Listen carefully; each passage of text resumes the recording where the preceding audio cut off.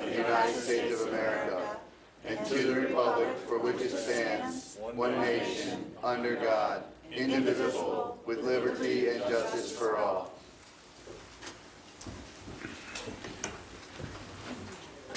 And everyone has the agenda in front of them. Do I have a motion? Oh, I'm sorry, the roll call, that's right. We have somebody new here too, don't we? Lorraine Koss, Here. Charlie Venuto, Here.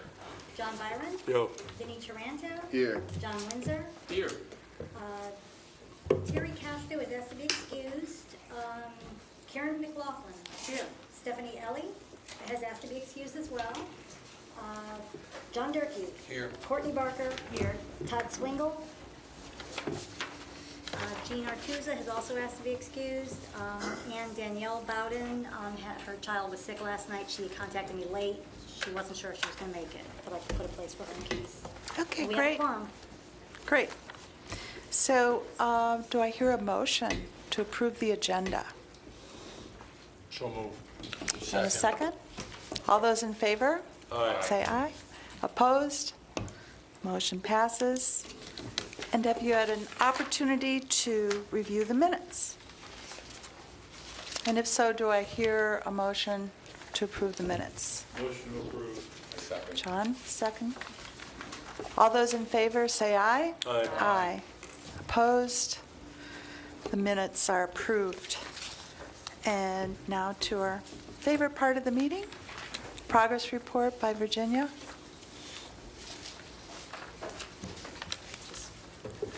Welcome, Todd. I wanted to start by introducing three new staff. So Walker, if you could stand up.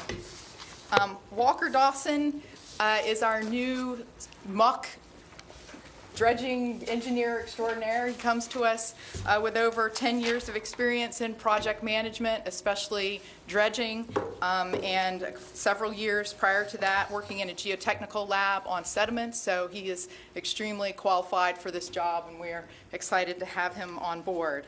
An FIT grad in ocean engineering. Courtney Meyer is our stormwater engineer. She comes to us from Patrick Air Force Base, where she was doing civil engineering on multiple water resource issues, and she is also an FIT civil engineering grad. And Crystal Melton is going to be our finance person. She has 13 years of local government accounting and financial experience, several years of that at the clerk of courts, and so we are excited to have her counting all our beans and making sure all the dollars are spent where they're supposed to be spent and reported accurately. So, well, big thank you to them and welcome.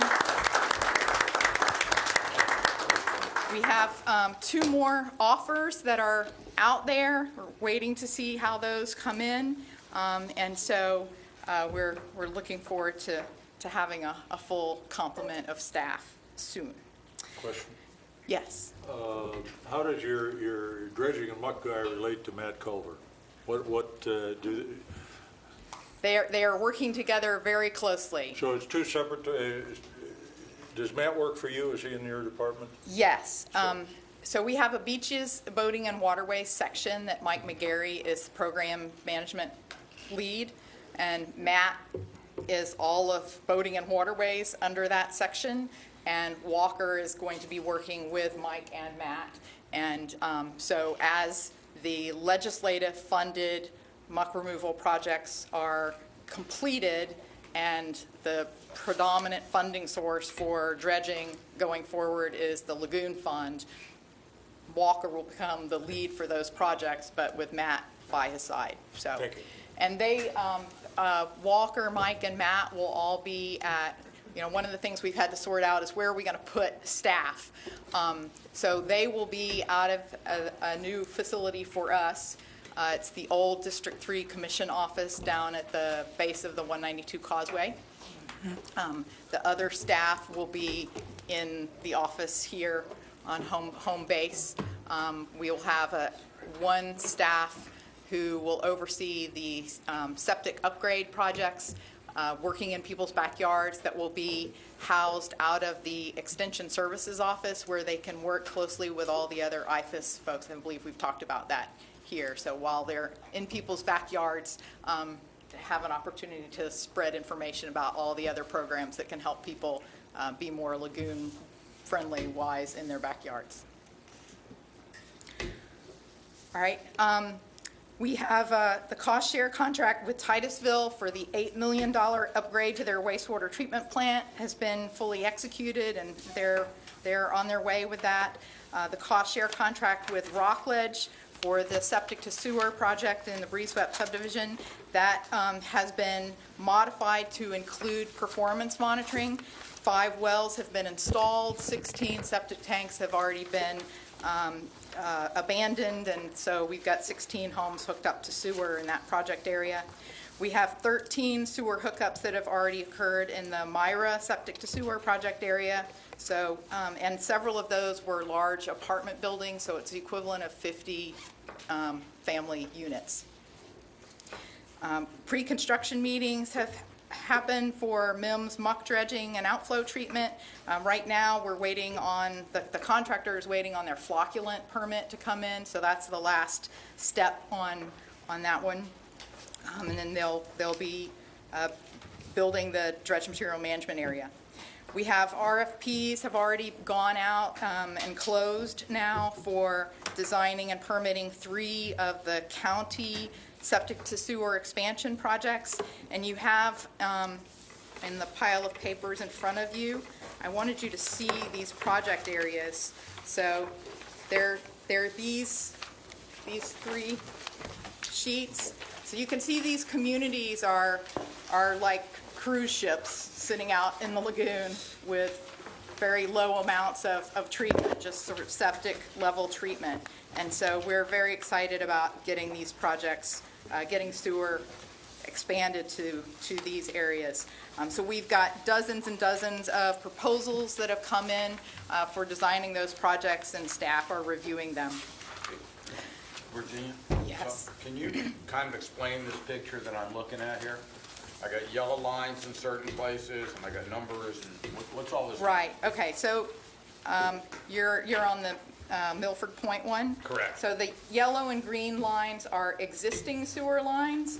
The little peninsula there that has no yellow or green lines, Right. That's the area that we are expanding sewer into. So there's areas that don't have any yellow or green right now that are a lot of septic. That stuff was built in the early 60s. Right. We're not going to do anything there, or we are? This whole area with no yellow or green, where there is no sewer, we're going to expand a whole new sewer line and get those people off the septic and onto sewer. Okay, yep, I got that. But Okay. other areas on this map are homes built in the early 1960s that are all still on septic. Is that part of the areas we're going to consider? I'm not seeing. Just if you run up Banana River Road, all these little roads to the left are most of them are on septic. All of this stuff's on septic. Okay, no, that's further from the lagoon, so those are not in the project area. So this is the project area? Yes. Milford Point. Okay. Thank you. All right, we succeeded in being recommended by the Water Management Governing Board for a grant for the Miko Septic to Sewer project, and last night I received the draft grant agreement, so we're excited to be moving that one through the process. I hope to take that to the board, the County Commission, for execution on August 22nd. Authorization has already been given to utilities to contract with an engineering firm to get that project designed and permitted. The grant for 10 baffle boxes that Natural Resources received and is going to share with 4 cities to upgrade 10 baffle boxes that you already approved in the plan. That's been approved by the County Commission. The Muck Finder app, which we spoke about previously, they've had multiple field days, and this piece of paper with all the little polka dots. This is all the sites that the muck finders went out in several field days and collected muck information, 187 different locations, and so all that data is being worked up now in terms of muck thickness and composition. Virginia, is that going to work in the open river? We know how to find muck in canals, but somewhere downstream we're going to be looking in open water. Right. So you see the dots form a grid, and so the part of the app on the phone is that grid, and so you drive the boat to the point on the grid, and you have your pole, and you stick it in, collect information. And you use it in open water when we Yes. start surveying that? Yes. Okay, thank you. So the plan is to use this app throughout, and this is just the beginning, or? Right, so this was field testing it with a few brave folks that wanted to go first, and they did amazing work. They collected a lot more than we expected. They just kept going and going, Energizer bunnies. And then we initially, the Marine Resources Council graphed the data, and it came back in the Atlantic Ocean, and so that was a little, frightening, and several of us who have had that experience before said, check the projection in GIS, and sure enough, once we got the projection right, they showed up right where they were. So now we know that the app works. Second question, there are other jurisdictions, City of Cocoa Beach, et cetera, who also have an interest in understanding muck in their waters, and they often have separate funding sources outside the trust fund. Have you done anything to extend this app to them just as a simple tool, and if not, will you? It has been open to the public. That's why we partnered with Marine Resources Council, and so, it's out there. We would love for anybody to use it. Perhaps a bit of proselytizing would be useful. So, but it requires a little training to use Yes. the app, and Yes, a certain and, type of boat? we've had, Dr. John Treffry at FIT has graciously provided the training, so everybody's getting trained on exactly how to collect this information so that we have good QA/QC protocols in place. So a municipality could organize their own muck finding Yes. expedition? Yes. Okay. Virginia, could just, because I didn't go on one of these, and I understand sticking I assume it's like a hollow piece of PVC that you put down and you do just like a core sample or something. Next time somebody goes out to do this with the app, could somebody maybe carry a GoPro or something and take a picture so that we could get an understanding of the process the volunteers are doing? Yes.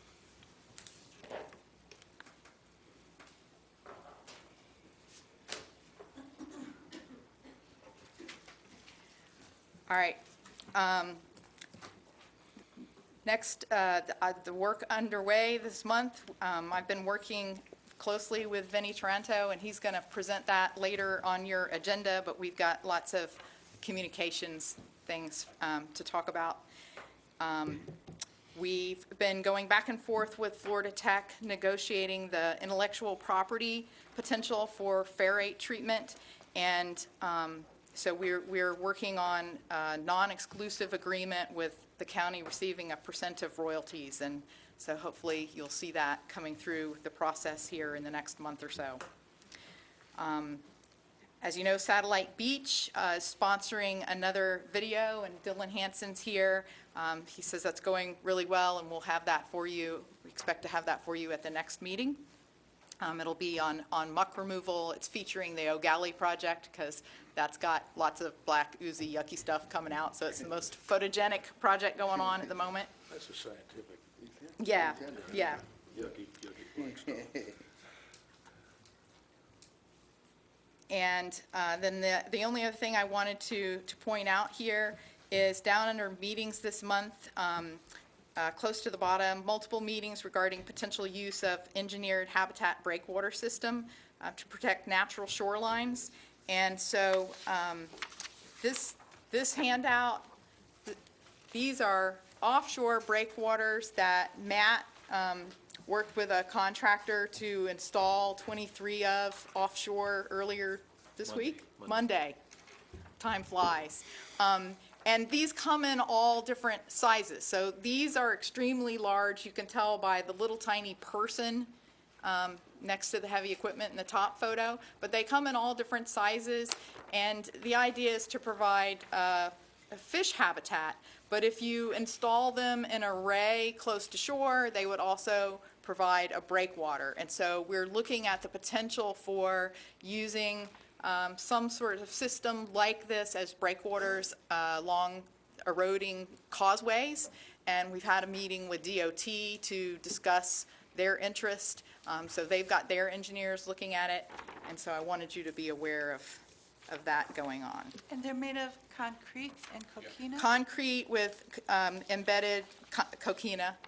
And the hole that's in the middle, what is the function? So you sink a piling, and then you slide these donuts over the piling that holds them in place, and you stack them up, and you can put spacers in there to determine, what size gaps you want for what size fish you're trying to attract or protect. Okay. Do you have anything you want to add to that? Yeah, you hit it. Okay.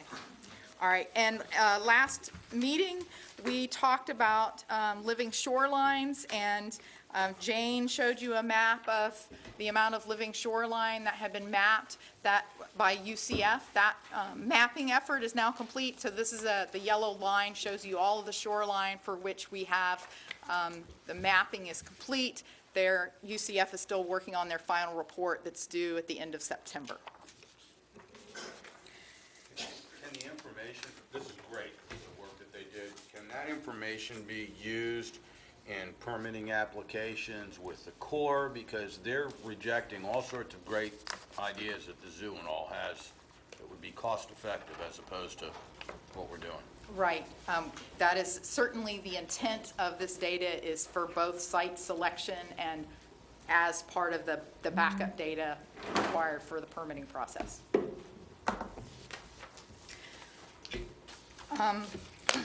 On the back side of my staff report, you have the future topics and special presentations.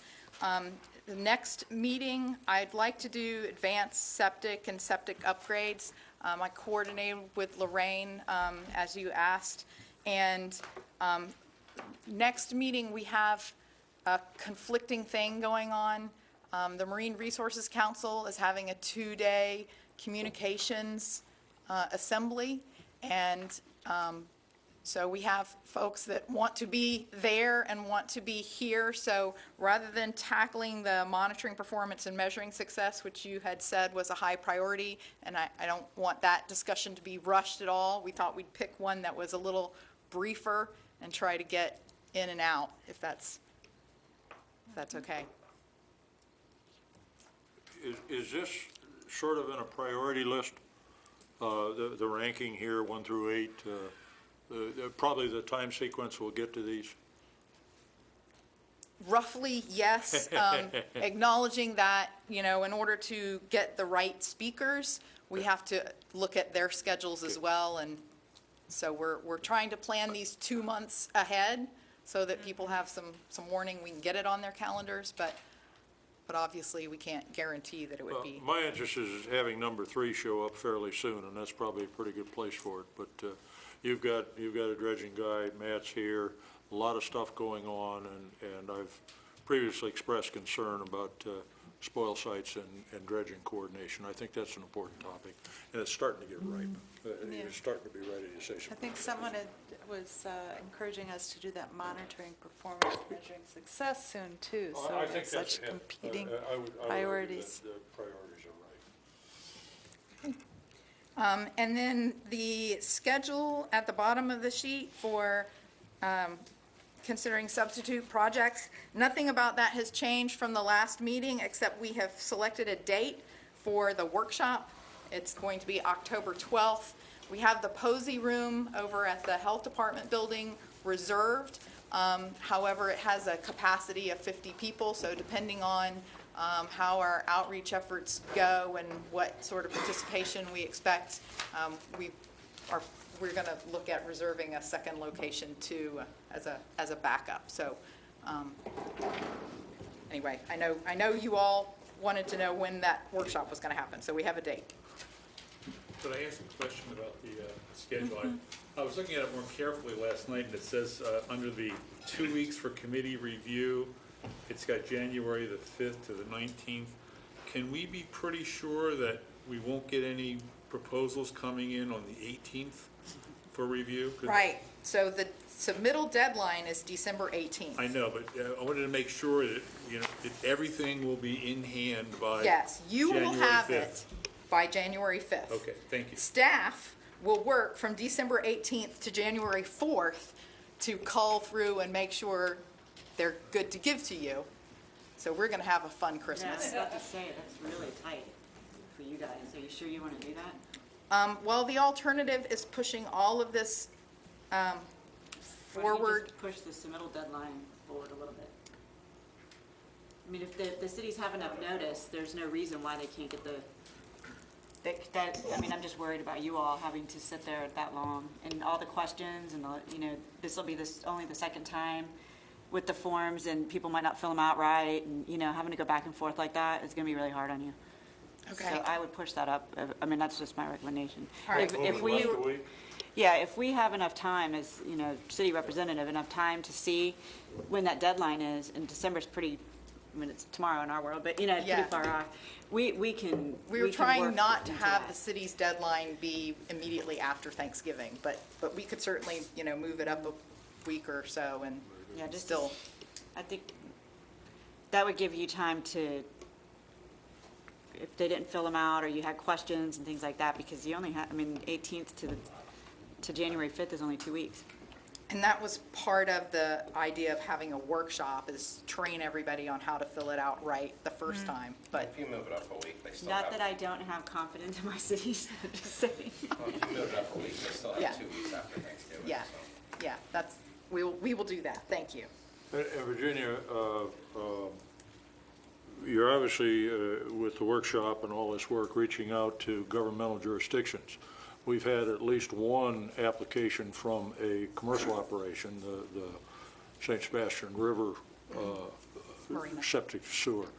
How is this word getting out to folks who are not inside the governmental circle, to homeowners associations, to Barefoot Bay, that kind of thing? I think that's something in communications and advertising that may need some special effort, because it's not a natural connection. Right. So we did talk about doing it's going to be a video, but not a live action, more of an animated, about who can apply. We've got a communication strategy set up around the application training.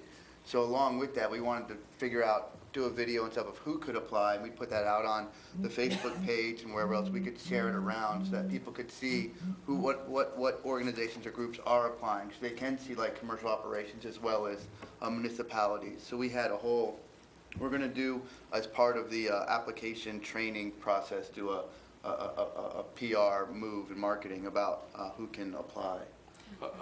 I would suggest that the 5 county commissioners, they each have a patch of turf, and the cities have a patch of turf that, and Myra, quasi-municipal operation. And perhaps there ought to be some direct communications with chief staff and the 5 commission offices and that sort of thing, to say, we need email addresses, we need URLs for HOAs and so on, so that we can really reach out to the people that should be part of this body. In addition to a broad communications strategy, a targeted strategy might be useful. Just a thought. I just wanted, what is the minimum requirement for, I'm assuming this is when we're asking for applications, it's for people that are applying for a regional impact, and not because their stormwater system broke and they can't afford to fix it. So I just want to make sure that we get that message across. Right. What I that think, minimum is. we do need to be very careful about how we recruit or encourage those applications for the public. We need to be very specific about what kind of applications we do want from them. What we're learning from the MICO example is that, this is a public sewer system. It's going in the public right-of-way. They really can't do the project the county has to do the project for them.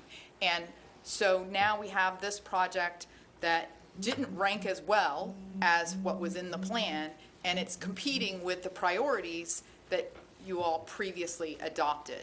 And so we need to think through that strategy and how it is that we, encourage people to bring us ideas, but don't mess up our prioritization. Right.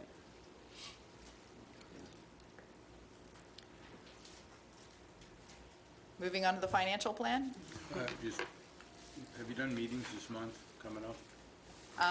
The only one I wanted to highlight was the one I talked about, the Max Brewer Causeway. Yeah, what about the 528 widening? When is Yes. that, and what's the thoughts there?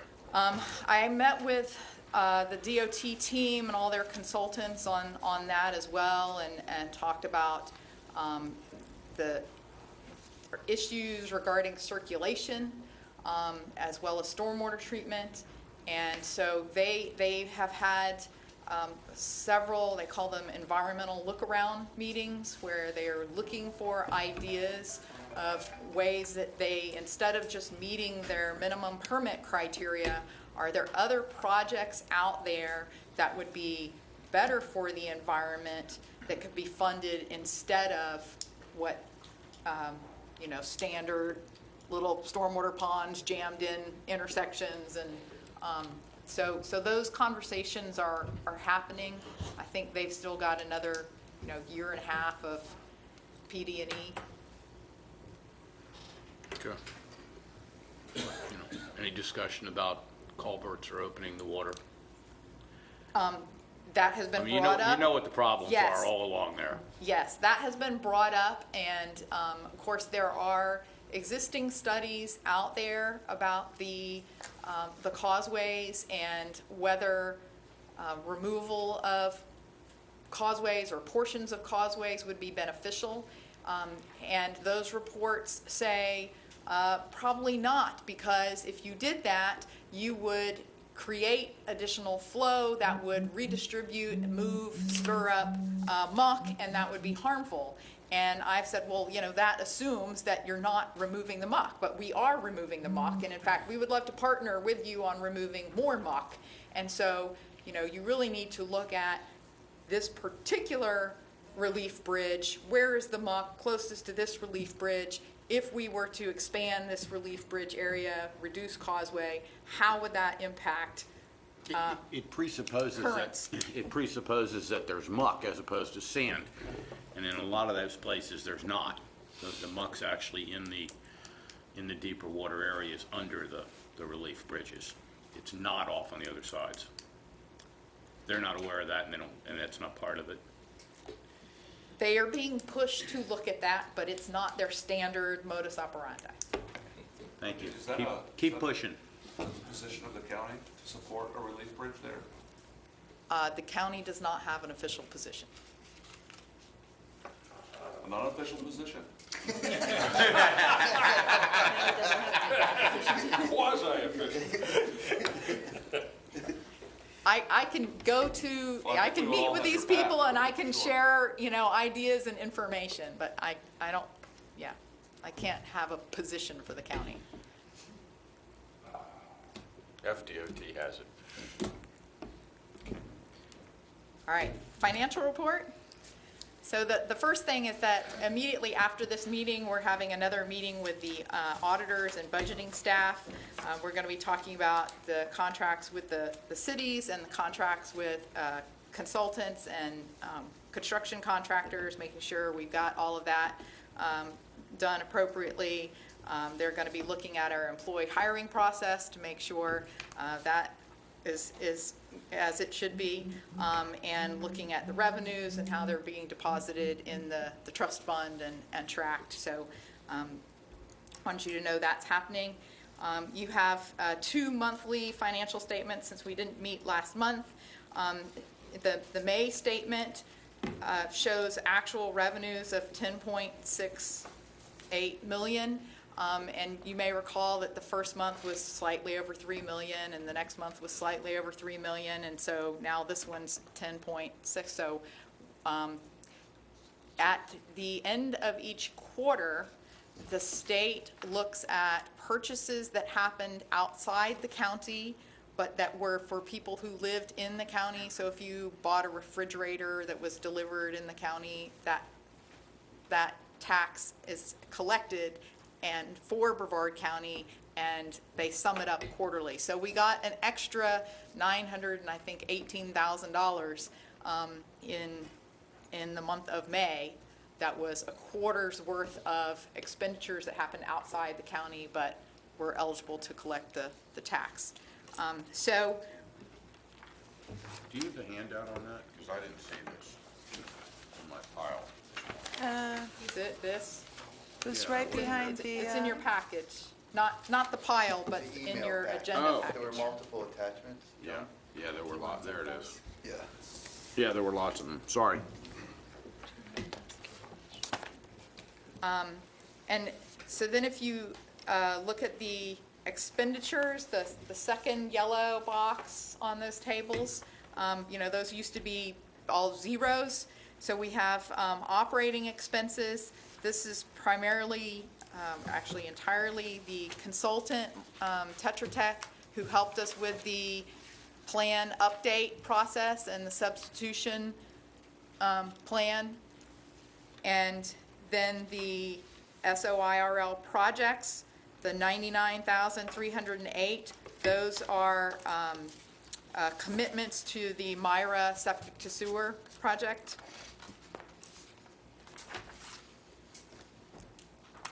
So then if you look at the June report, our revenues are now 13.9 million. We're collecting interest on dollars sitting in the bank. We have the first compensation and benefits paid out there, and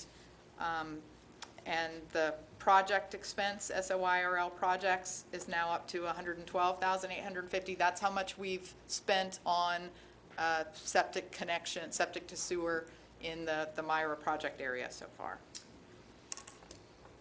Question. Go ahead. Yeah, Virginia, so it appears that the expected revenue is greater than anticipated. So how are those funds handled? And I guess really the question would be, are we going to be able to use those funds for additional projects? And if so, what's that mechanism?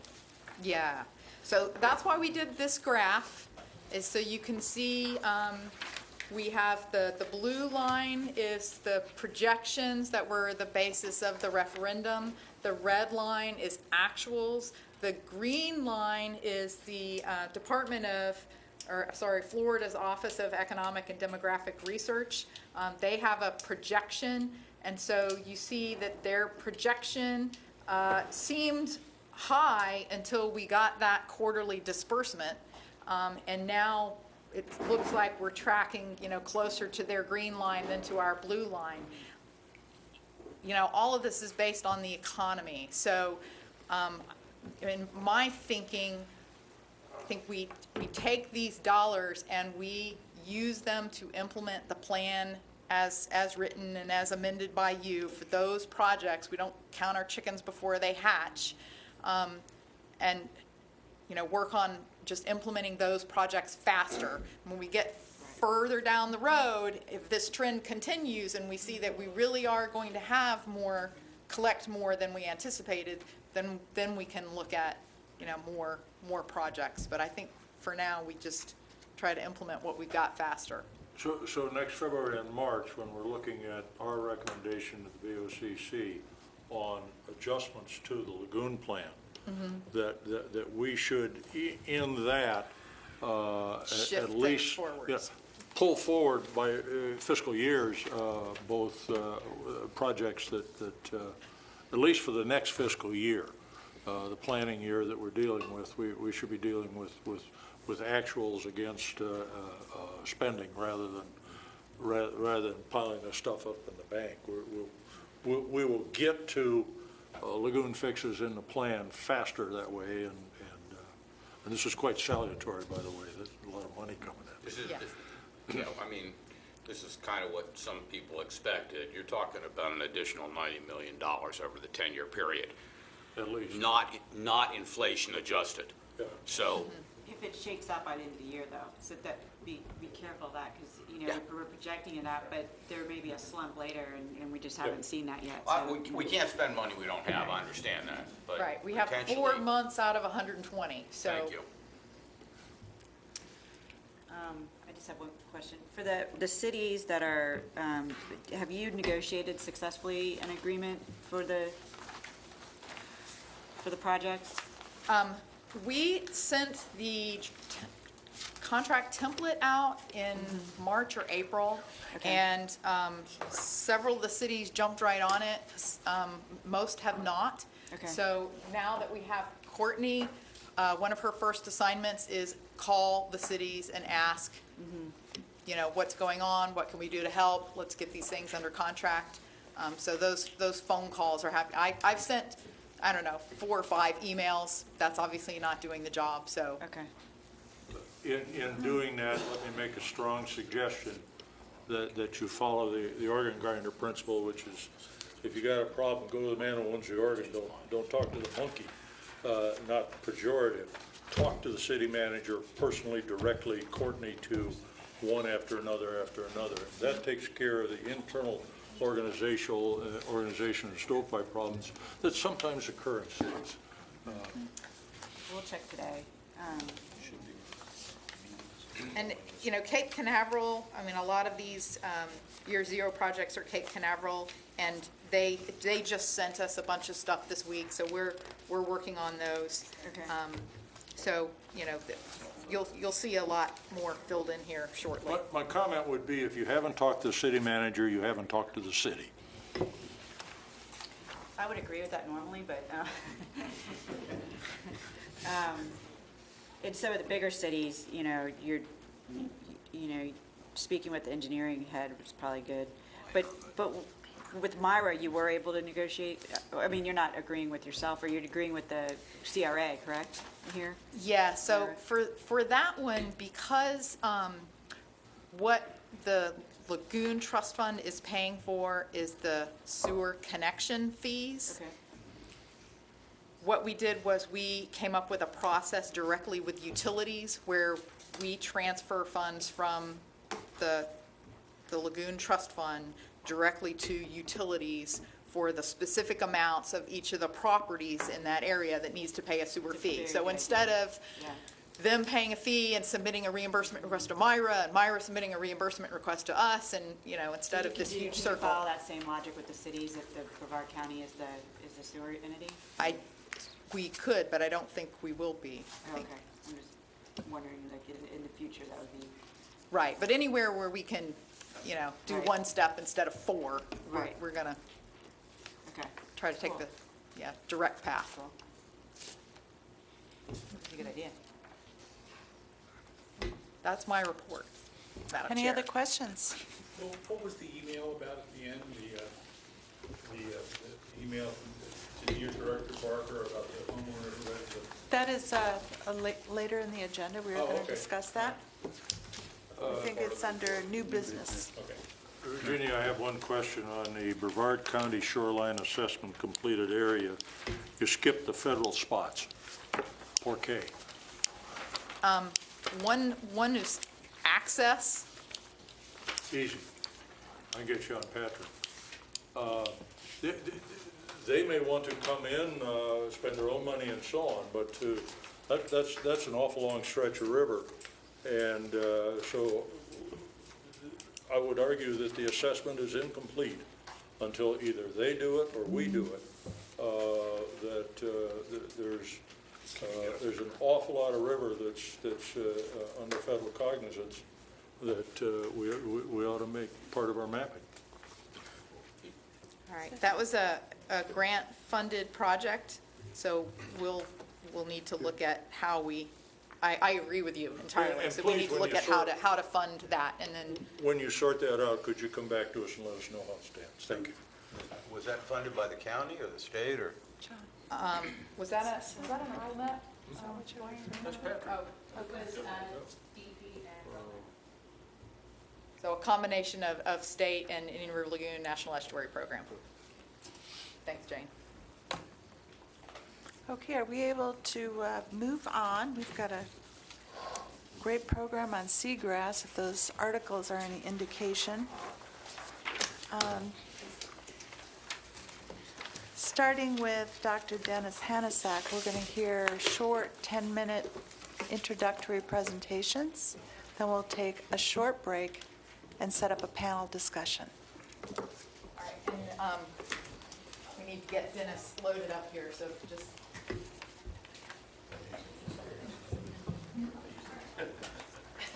Oh. Oh, it's too early for that.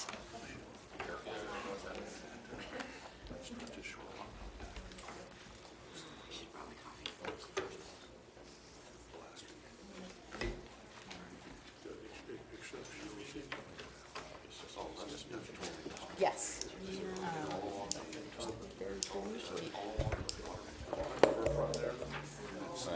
That looks complicated. I just arrows. Thank you. So I just want to thank everybody. I used to live right here for 4 years. I know. Maybe not. So just skip it. We'll need to call this meeting to order. Yeah, What all of this? we're good. Please call to order. Okay. Welcome. Thank you for being here. So I just want to thank everybody for this opportunity, for all of us, really. My job is to kind of lead off, and I'm going to give a very, I'm going to start with the assumption that there's some people in the room who may know very little about seagrasses. A lot of you know quite a lot. And then we're going to have presentations that's going to get into a lot more details, such as distributions and how they've changed through time, mapping efforts, and also restoration efforts. And it should be a really nice package for you. So, very basics. You know, what are seagrasses? A lot of times people are very unclear about that. Seagrasses really are flowering plants. So just like a lot of things that you're familiar with on land, they don't have very spectacular flowers, but they are flowering plants, and they grow submerged in marine environments, usually places like the near lagoon estuaries. So how many species of seagrasses are there in Lagoon? Virginia knows. Does everybody know? No idea. No idea. Take a guess. I gotta think hundreds. Hundreds. You're close. 7. Total? Total. Worldwide, there's No, 7? in the lagoon. In the lagoon. Oh. Actually, in the world, there's actually less than 100 species. So there aren't that many. That's an important point. And so a lot of this biodiversity that's in the lagoon is really based on just a handful of these really important species. Why are they important? They're very, very productive. What does that mean? It means they grow fast. They produce a lot of organic material, carbon, which becomes food for other organisms, but also whenever you put structure in what would otherwise be a very unstructured environment, basically a very flat, soft bottom environment, you provide habitat for a large number of fish and invertebrates. And the food can either be directly consumed by animals, we call it herbivores, or a lot of the seagrass biomass dies, decays, and that creates a whole other microbial based effort to enrich the detritus, and other things eat that. So it's very important in nutrient cycles. And you know about nitrogen and phosphorus, you know that sometimes that can be an issue, but nitrogen and phosphorus cycling is fundamental to marine ecosystems, including the lagoon. Also, when you have that structure in those sediments, it stabilizes that. So when we have the big storms, actually seagrass communities usually tend to hold their own, and we don't have a lot of extra turbidity in the water, whereas adjacent areas that might just be unvegetated, will be scoured out. So, quick overview of the 7. Good thing there's not 100, because this would take a while. The most widespread species is shoalgrass, or haliduli. It's found throughout the lagoon, and it goes further north into the Carolinas. Syringodium, and I should say with haliduli, if you go anywhere in the lagoon and there's seagrass, it is, I think, a very safe bet that you will see haliduli there. So it is very, very widespread. It's very tolerant to conditions. Then we have Syringodium, or manatee grass. Syringodium grows better in the southern lagoon, kind of skips a good part of the middle lagoon, such as the southern part of your county, but then it reappears in the northern part of the county. And it tends to have a higher requirement for certain kinds of water quality features. Then we have turtle grass, or thalassia. If we go in the Florida Keys, it's the dominant species. It's the dominant species in the Caribbean. Its northern distribution is Sebastian Inlet. Sebastian Inlet turns out to be a very interesting biogeographic, is the word we use, point for a lot of distribution between more tropical and more temperate areas. This is more tropical. Then we have several smaller species. Like the first three I call the big three. And then we have some really diminutive species, but they're very important. We have Halophila decipiens and Johnsonii, which are quite tiny. Decipiens produces by seeds quite a lot, so remember they're flowering plants. This one actually does produce probably more seeds than anything else in the lagoon. In contrast, we have Halophila johnsonii, or Johnson seagrass, which doesn't produce seeds at all. As a matter of fact, it lacks male flowers. They've never been seen. This is the only species in the world that has special status as a result of that, and it's very limited distribution. Johnsonii is only found from Sebastian Inlet down to northern Biscayne Bay. That's the only place it's found in the world as Johnsonii. We also have another species of Halophila hengomanii, which is different than the other two because it has little whorls where the leaves kind of come out around the main part of the axis of the plant. And that is found throughout the lagoon. And then there's another one, Rupia, or widgeon grass, which has an incredible range of tolerance to salinity. It's actually a freshwater species as well. It's the only one here. And it can also stand salinity about 3 times that of ocean water. So it's extremely tolerant of wide conditions. We typically see this more in areas of freshwater influence or impoundments. There's some impoundments that where I am further to the south where we see the entire impoundment covered with rupia. So why are these important? Well, about 25 years ago, seagrasses were really identified here and other estuaries in Florida as really being an important indicator of estuarine health.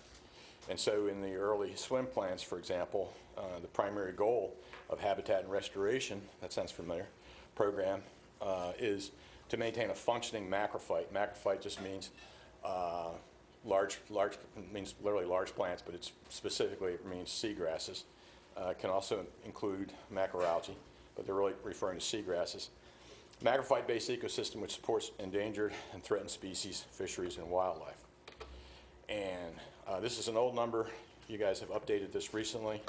There's various numbers out there, but we know that the lagoon is an economic driver in the state. And I just mentioned the swim plan. For many years, I had to convince people there was reason to study seagrasses, and usually what I end up saying is, I know you don't care about seagrasses, but you do care about fish because they're such an important habitat for fisheries, both smaller and larger fish. And hence, the whole approach here is that in order to have good estuarine health, we have to have good water quality to maintain that seagrass habitat. And there's an important tie-in to fisheries. Other people have estimated, for example, in an acre of seagrass, there's 40,000 fish and maybe 50 million invertebrates in 1 acre. So it's a very rich thing. These are probably old numbers about fisheries. The fisheries is worth about $1 billion, and most of that, as you know, is not commercial fisheries. It's recreational. You know, it's the guy going out in his boat having a good time with his family. If you use these numbers, and you can get ranges from 10 to 20 or even more, you can put a dollar amount on this. This is one calculation that was done.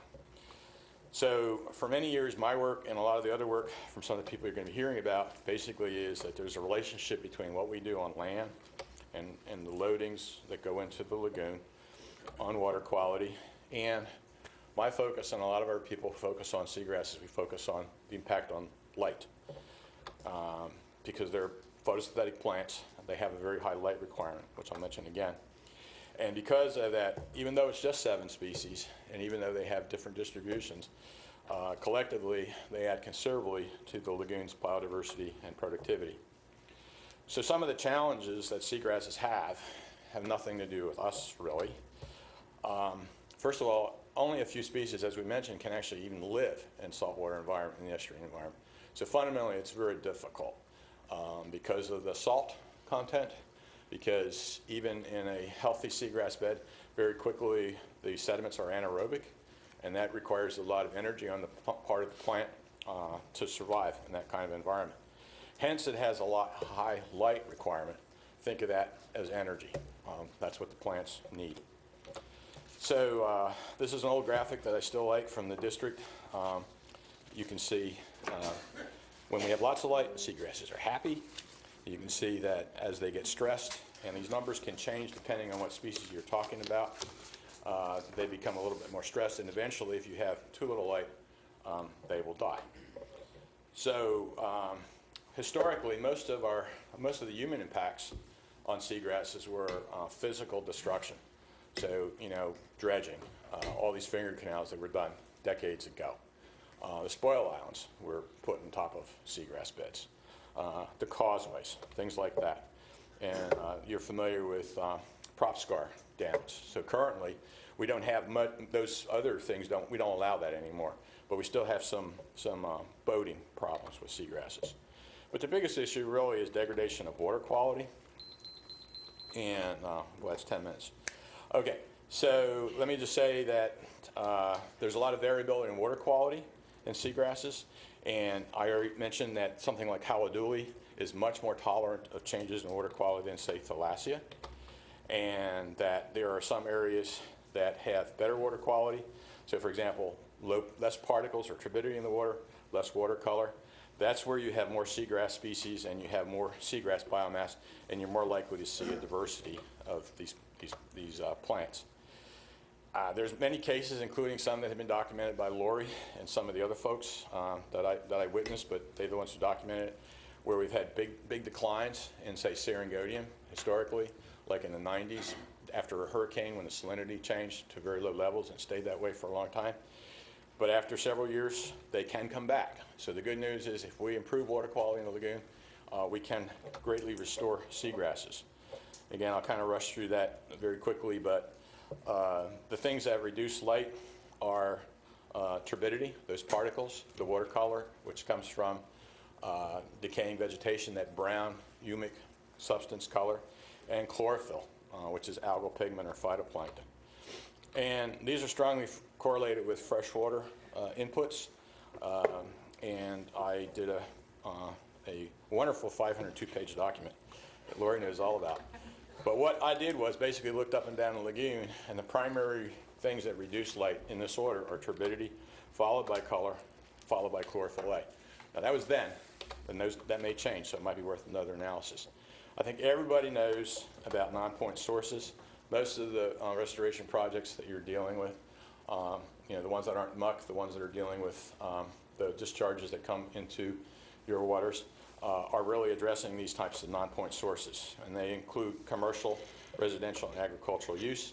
And you all know that how we handle our land changes those loadings. So certain types of uses are going to have higher loadings than others. And that's part of the game.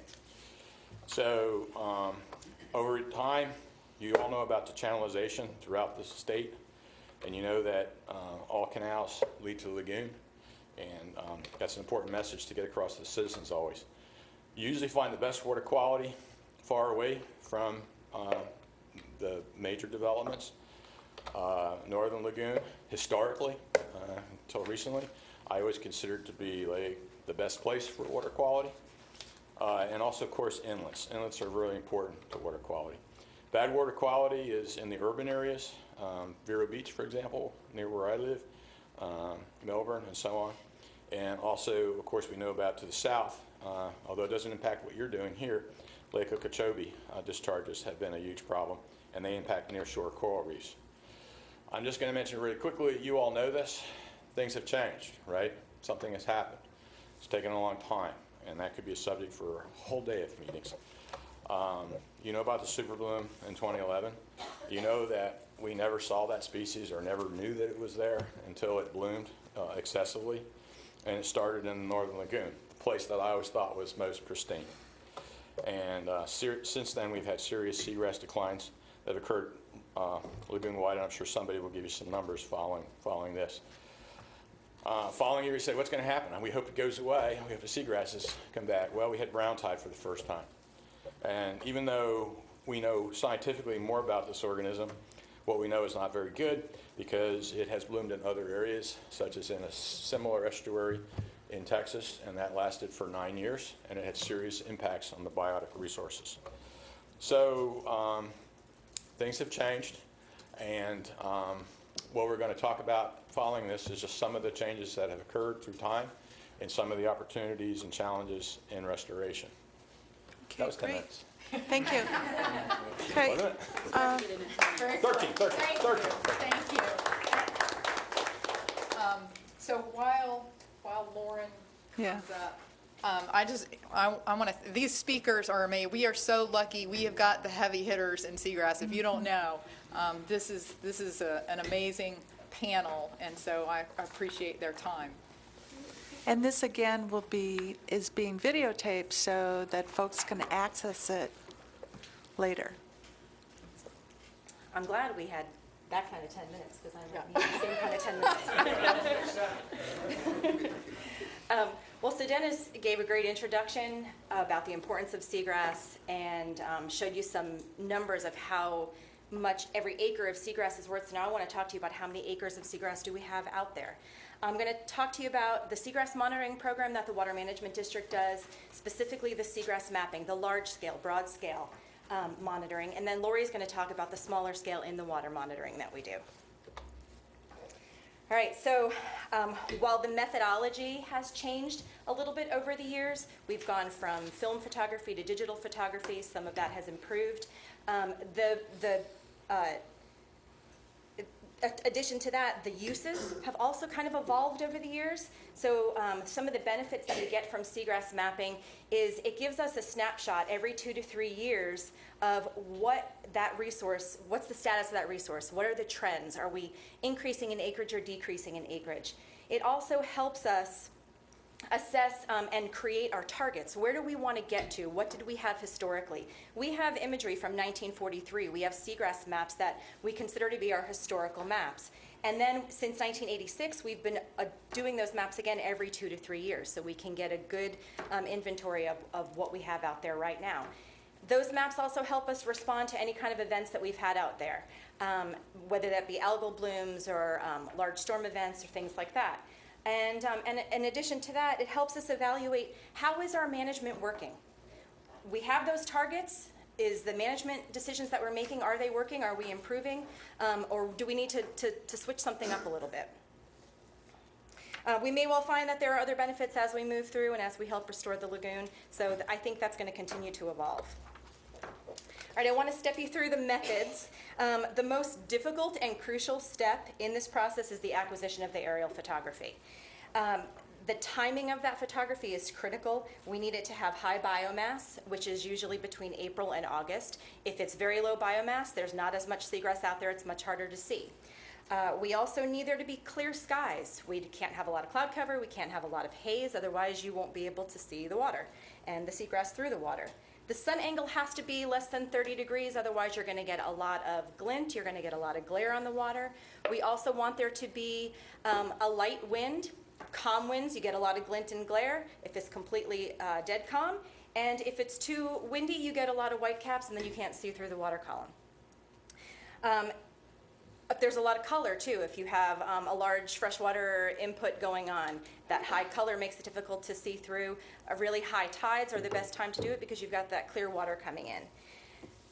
But the most important part is you want clear water. And sometimes that's feasible for the entire lagoon, and sometimes it's not. We have 156 miles, so what's going on in one part of the lagoon doesn't always match what's going on in another part of the lagoon.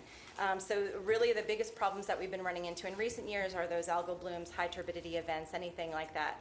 Really makes it hard and complicates things for us.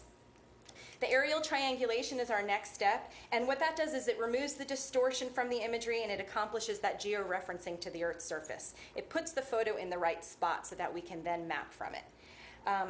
We use the airborne GPS and IMU data from the planes, so it fixes so the motion of the plane, the pitch, the yaw, the roll, all that plane information and the sensor calibrations all get tied into that. They then do a spatial accuracy, so we make sure that where we have the photo is actually where it is on the Earth's surface. So when we're doing the maps, we're not mapping changes because the georeferencing is incorrect. It's a real change. And then we create orthophotography from that. So the orthophotography we really use is a backdrop. It's not used to do the mapping. The orthos are really for us out in the field and for any presentations that we give and that type of stuff. After that, and really as close to the aerial photography acquisition as possible, we're out there doing ground truthing, and we're creating a photo interpretation key. And that photo interpretation key is really important for the mappers to be consistent. They're going to use the color, the tones, the texture of the map. So what you see here, this is going to get what we call a flux code. It's a classification code so that the mappers can be consistent in how they're doing that mapping. At the same time, we have another team that's out there doing an accuracy assessment. So we're actually in the field doing about 250 points lagoon-wide, and we're looking at what's actually in the water. Is there grass there? Is there algae there? So that when we are done with the mapping, we can make sure that we are as accurate as possible. All right, and then we jump into the photo interpretation.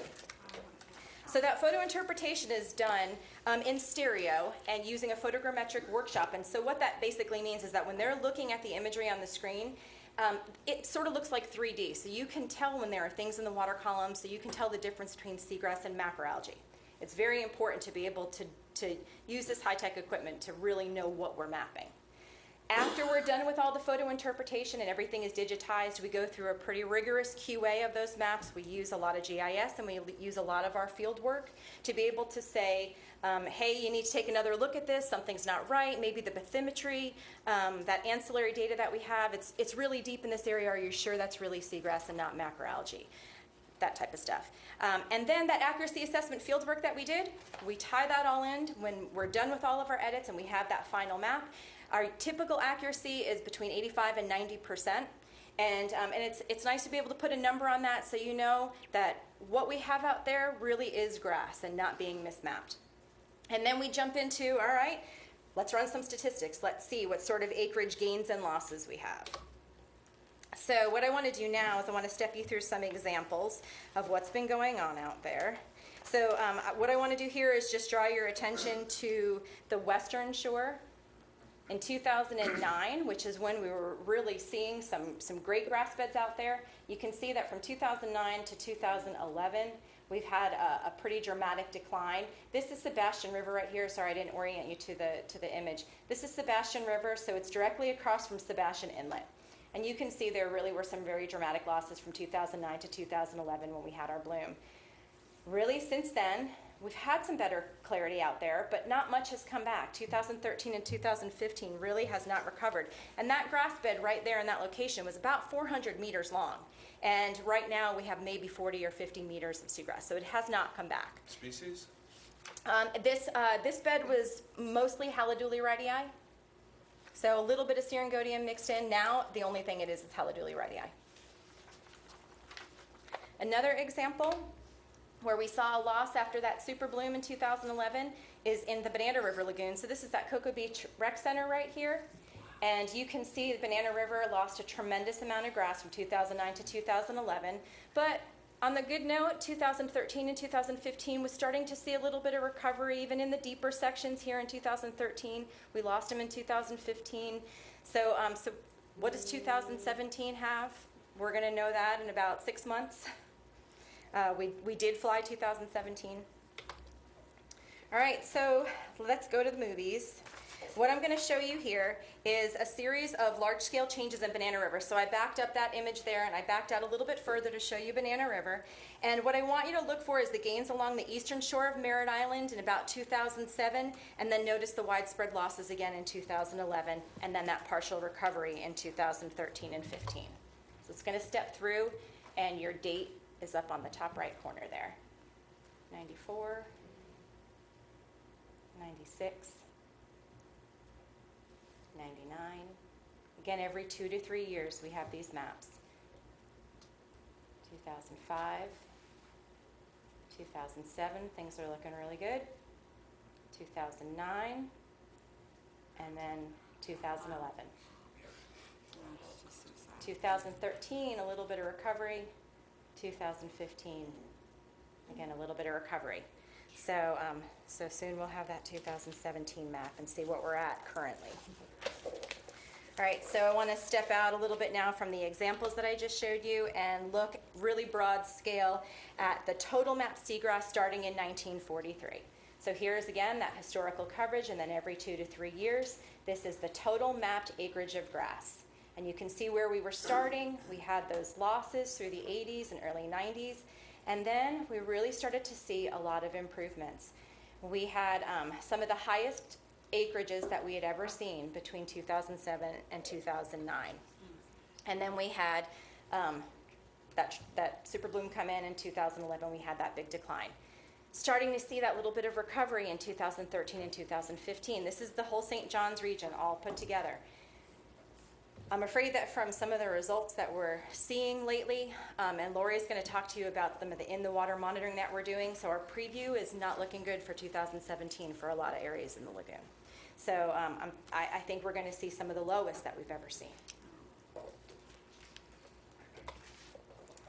Okay, so now I'm breaking it down into sub-lagoons. So, so you can see here, Mosquito Lagoon.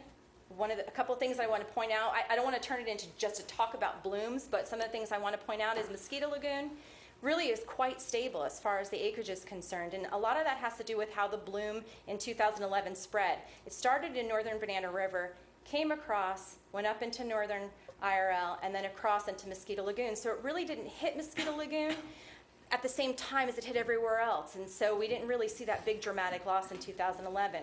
Similarly, for northern IRL, we still saw about a 23% loss, but really not as dramatic as what we were seeing in this north central, Banana River Lagoon, south central, and then down here we really didn't see as much. This is southern IRL. So, so I just want to kind of, just to wrap everything up, I want to just show you a little closer example of this north central area. And you can see again that 1943 coverage, and keep in mind the acreage here is a lot less than some of what we're seeing in Mosquito Lagoon and northern IRL to start with, even from 1943. But really again, that big loss in 2011 and a little bit of recovery in 2013 and 2015. So 77% decline is what we've seen since 2009 in this area. And really all we're left with here is about 720 acres of grass is what we have in this whole section here in the red circle. And so something to think about aside from the bloom, I mean really this area gets hit with everything Mother Nature has to offer. We had a drought in '98. We have had extreme weather events throughout the last several years. And then of course that super bloom. Only one of the things that I'm showing you here is good for seagrass, the drought, because we're having less fresh water make its way into the lagoon, less nutrients, and better water clarity. So, to wrap it all up, we all know seagrass represents what kind of health we have out in the lagoon. We can get a really good big picture of how much grass is out there by continuing to do these maps. It helps us assess those changes and know evaluate whether or not our management decisions are actually working out there and we're making progress. And it helps complement that smaller scale work that we're also doing, all the in the water stuff that Lori's going to talk to you about next. Thanks. Okay, thank you.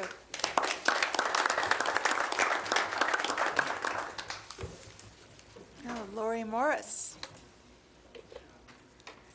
So Dennis and Lauren set me up really well. So I'm going to talk so that my 10 minutes doesn't start yet, right? So Which one is yours? And I'll hit the button. Okay, right here. So I want to take you onto a finer scale. So Lauren talked about a big broad scale with our mapping, and I want to take you down into the grass beds.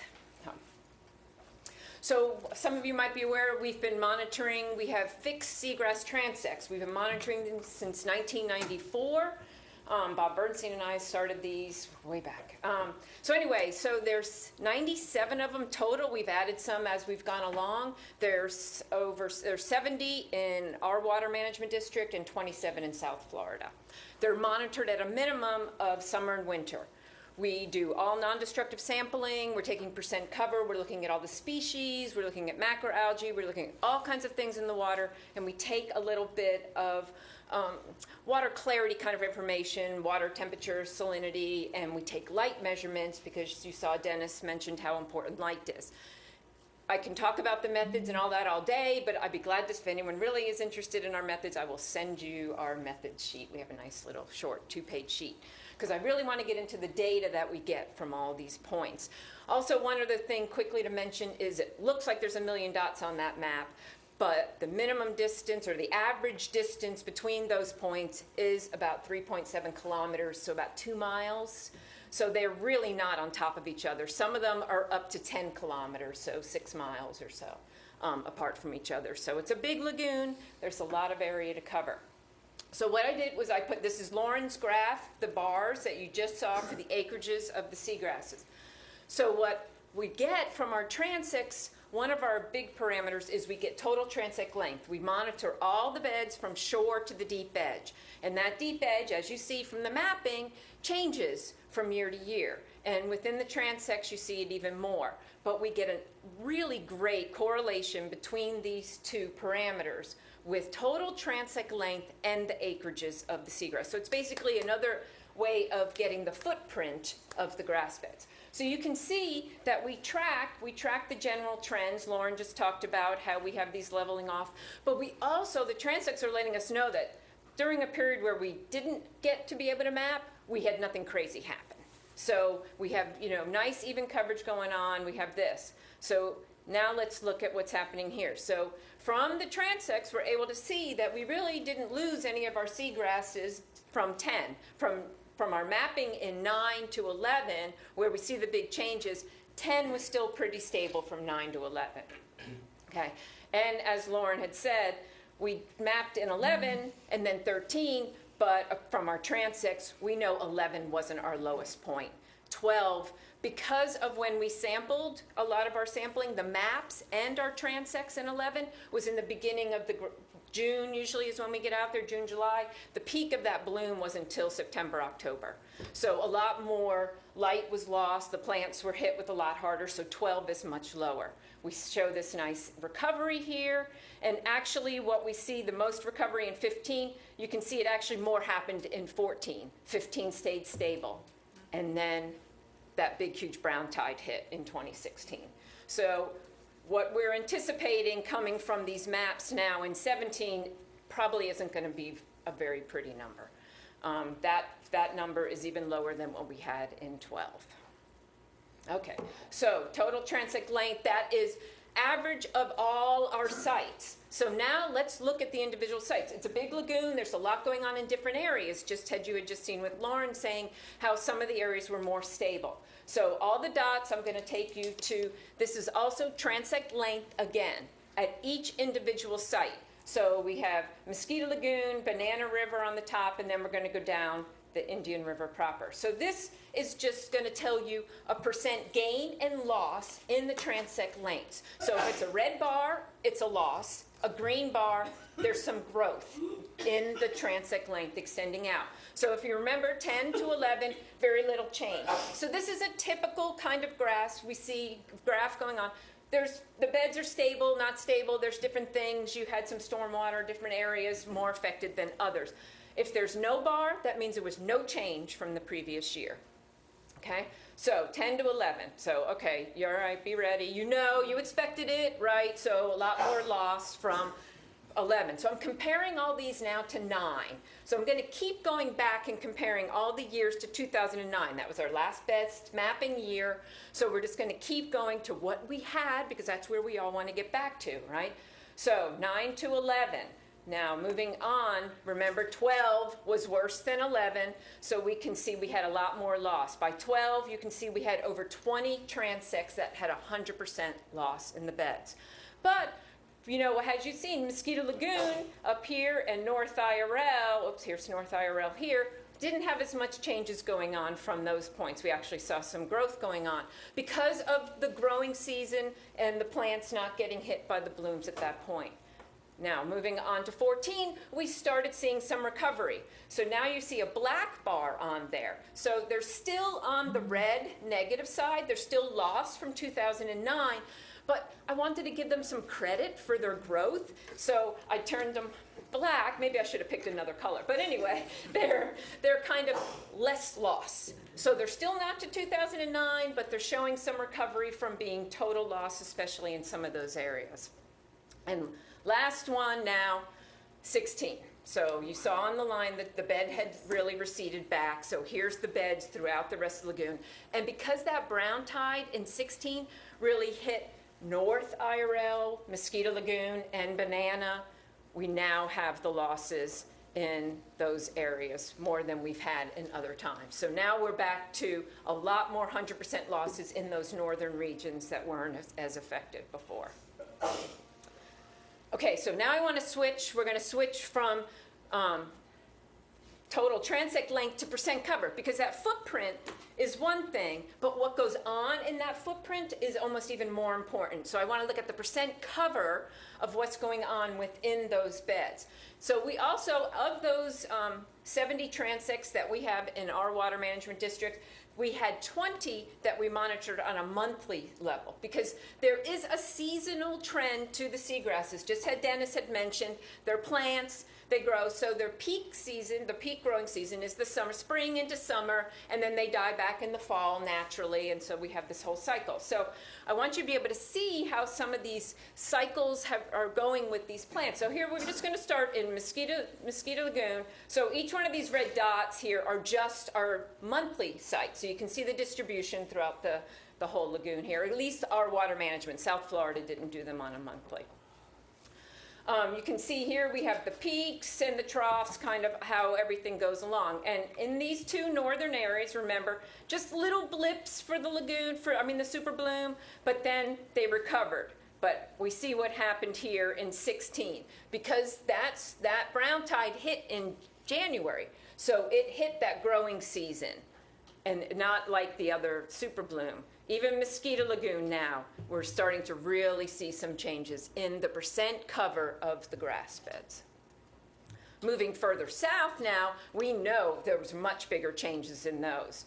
Here in the Banana River, we have the percent cover and the seasonal kind of thing, and then the big hit from the super bloom. And we did have some nice recovery. It was getting back to where it at least had been here, but again, we're back down to much lower levels in 17. Same story in the central. This is going from north central, Rockledge down to Grant. They're really struggling to get a foothold there. And down further south towards Vero areas, down Sebastian, Vero, also the same kind of story going on. And so when you look at that, I want you just to kind of pay attention to this percent cover here. Once you get below a certain level, here we're up above 40-50% cover. Once we start getting down in these 20% covers, as Dennis had mentioned, these plants, they kind of, I call them buddies. They need buddies next to each other. There's a baffling effect. We've all heard everyone saying the baffling effect of sea. It really is true. And so without that dense bed that we had, there's all that energy, all that wave energy, all that stuff isn't happening anymore. So everything is staying in resuspension, and it's causing this snowball effect, basically, because the more grasses we lose, the less light, the more grasses we're losing, and so you have more turbidity. There's nothing holding all that sediment in place any longer. And it's really having, these plants are really having a tough time adjusting. So this is the monthly transect average percent cover. So now what I want to do is take you to one specific site. So Lauren had showed you the Sebastian River, that south bank of Sebastian River. So this is the transect we have right there in that bed that really had disintegrated, or really had died back. So we originally were only doing that site summer, winter, then we started adding it at a monthly scale. Also percent cover, and that site is dominated by Haladuli. No! And then, and so anyway, so we have percent cover. You see very high through those years.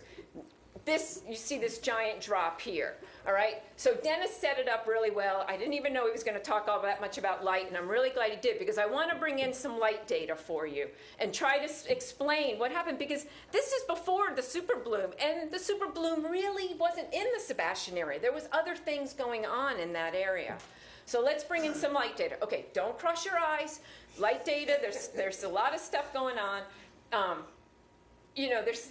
I wanted to give you real data. So this is the real data for this area, and I'm going to give you a line here.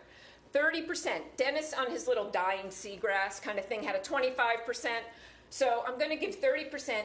That seagrasses like to sustain their beds. So you can see here, we're going along, and we're typically always above 30%. This is the amount of light coming in, incident light coming in and reaching the bottom. I have it set for 1 meter, but that's basically the bottom of most of the seagrass beds. Then here in this area, right around 2000, after 2009, 10, 11, you see we don't get above 30% for almost 2 years. We get this little blip here for just a couple of months, but basically we're down below 30% light, and that's the grass is just, they can't take it. They held on for as long as they could, and they just require the light to be there. And so by then, the percent covered, the whole bed just starts degrading at this point. And despite the light being much higher, back up in 50%, these beds are having a tough time because that whole integrity of the bed, it's not there. If you're out in your boat, you see, hey, I used to see the bottom here. I can't see the bottom. There's little bits of seagrasses down there. They're just having a tough time because of all that resuspended material. All right, I got to give you, it's not as pretty as it should be. All right, I've got one more thing to show you, drift algae, because I know you're all not lovers of drift algae. There's a lot of haters, and I'm going to make you a lover of drift algae. It's beautiful. If you could really see that picture, it's really pretty stuff, but it's got a really important part of our lagoon, and so I just want to point that out to you. Switching gears, so this, again, our monthly data. I want to give you real data, so there's lots of ups and downs in here, but the same kind of thing here. I have percent cover of the drift algae within our monthly transects. We did summer, winter here, so there's a lot more ups and downs, and then here we have it on a monthly scale. Drift algae, very similar to seagrass. It's also a plant, has a seasonal signature. So it has its peaks in the summer, spring and summer, and it dies back in the fall. And then, similar to the same thing, it needs light, we have the same kind of crash. And this crash is before the super bloom. So this crash is very significant. It's the only time we've ever had drift algae, this is lagoon-wide, completely disappeared throughout the lagoon for that period of time. It was pretty amazing. So what I want to put, now you want to see something, this is cool. Okay, this next thing I think is really cool. So what I did now is on top of that drift algae graph, superimposed chlorophyll data. Chlorophyll is our measure of phytoplankton, the amount of phytoplankton in the water. So our best measurement for that is our chlorophyll data. If you look at this green line for the chlorophyll data, you can see it's almost a mirror image of that drift algae. Where we had drift algae, when drift algae died back, we had chlorophyll peaks. Up and down, and that was fine. And we used to have little blooms. We'd have a little bloom pop up here and there, typically in the fall when the grasses and the drift algae are dying back. It does add a little bit more nutrients to the system. But all of a sudden, we started getting a lot more little blooms, and then you can see, here's the super bloom, and we just now, after 2011, we're doing this little seesaw thing with blooms and drift algae coming and going. One of them is competing for light, and they're both going back and forth, and we just keep crossing our fingers. Who's going to get it in the springtime? Is it going to be drift algae, or is it going to be the phytoplankton? And then the interesting thing is, as these guys are going up and down with big, huge peaks here, the other thing that's really going down are the seagrasses. So it's all this competition of these three species, they're all plants. Phytoplanktons are plants, the seagrasses, and the macroalgae, and they're all competing for that same thing of light and nutrients. But anyway, so that's why drift algae, it's really important, and that's why I call it my elephant in the lagoon, because it's something a lot of us don't always look, and we can't overlook it. It's a very important thing that's out there, and I know everyone complains it smells, it dies, it stinks, but it really does have an important niche in our whole system. So anyway, I just want to acknowledge all the other agencies and people that help us collect this data. So thank you. Thank you. Very interesting stuff. So Marty Smithson is next. Sebastian Inlet. I'm going to diverge a little Mr. bit Ruber. and talk about some of the applied techniques in restoring this seagrass or protecting it.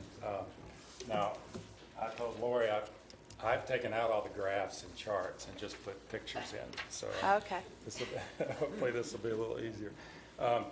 So what I want to talk about is the success that we had with a project when we dredged our inlet connection channel to the Intercoastal Waterway back in 2007. It was 3,120 feet. I think you can see it on this title slide. I'm going to use this to give you a lot of information. You see that darkened area there? That's the 3,120 foot channel that was dredged, 9 feet deep, 150 feet wide. It impacted about 10 acres. I looked in the files, and we had a request for a permit in 1938, and then subsequent many other requests. And so Virginia, 70 years for a permit for a project that impacts seagrass. That's not really typical, but don't be surprised. It takes determination. Yeah, it does take determination, and so we have an elected board of commissioners that decided that we're going to go after this because of the economic impact of this channel to that inlet area. And I wish I could talk a lot about the engineering and the dredging, but I'm going to focus on the seagrass. But we did have a good consulting team, Taylor Engineering and PBS&J at the time, which is now Atkins, and they're the ones that did most of the seagrass. So it's a mitigation project, but there's techniques we use that I think are good for the future in protecting, our grass beds. I use the arrow key. Just to show you why we needed this channel, there were boats that at the time it had shoaled in, and when they would come into the inlet, they were taking a random approach, and there was prop scarring all over this inlet approach. We dredged in June. We began the dredging in May. This was a shrimp boat that was up from Darien, Georgia, that came in looking for help and grounded on the shoal. So all the more need for a marked channel. So the impacts that were going to occur from this channel. 10 acres. Now I'm going to challenge Dennis's value of the seagrass beds at $20,000 an acre because it cost us $1 million an acre to mitigate for the 3 actual acres of seagrass that were impacted. So you can see the bend in the channel and where the seagrass is located.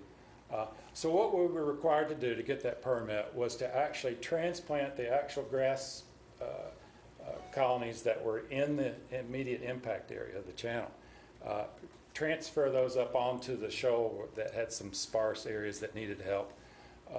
Protective signage, mark the areas to keep the boats away from the shoals and damaging the existing grass beds. We did a lot of aerial monitoring, and this is something that we've carried this out. So we've seen the impacts of the bloom and the loss of our seagrass. And I'll tell you a little bit more about that, but we can, and Lauren talked about how you go in and do the ground truthing. We do that every year. So we're using the same type of imagery to evaluate our grass beds. The physical transplanting, this was extremely successful. They actually went in before the dredging occurred, removed the plugs of seagrass, and they called them planting units. They would dig them up and then use a trowel, make a deep a slot into the shoal, place the seagrass plug, and then put a deep staple on it. I think the staples were 6 inches. And those things spread like crazy, just like weeds, in which I think Dennis had talked about how the seagrasses are not much different from upland. They're very successful in the spread of the transplanted seagrass. So we learned a lot from that. 459 planting units were put into place. Now, thank goodness, this occurred in 2007, 2008, 2009, and when the agencies came out and did the monitoring with us and looked at the success of these projects, it was a total success. Then the bloom hit. And so 2010, 2011, we lost over 100 acres of seagrass. And in that system, we're talking about 150 acres that we were mitigating or monitoring and protecting. Let's see. This is just showing you the difference between 2008, 2009, complete recovery. The monitoring would show a gain of acreage. And I'm going to show you the areas that we actually focused on. These shoals, we had to mark with seagrass signs. We actually put 34 signs up around, and you can see the marked shoal areas that were designated as our protection zones. We would place a sign in a 3-foot deep contour line, and it first looked like sign pollution because these seagrass signs were everywhere out there, and it's different for Sebastian Inlet because it's kind of a remote area that people like to enjoy and not see all this type. But the signs, when they first went in, it was like, what in the world has happened?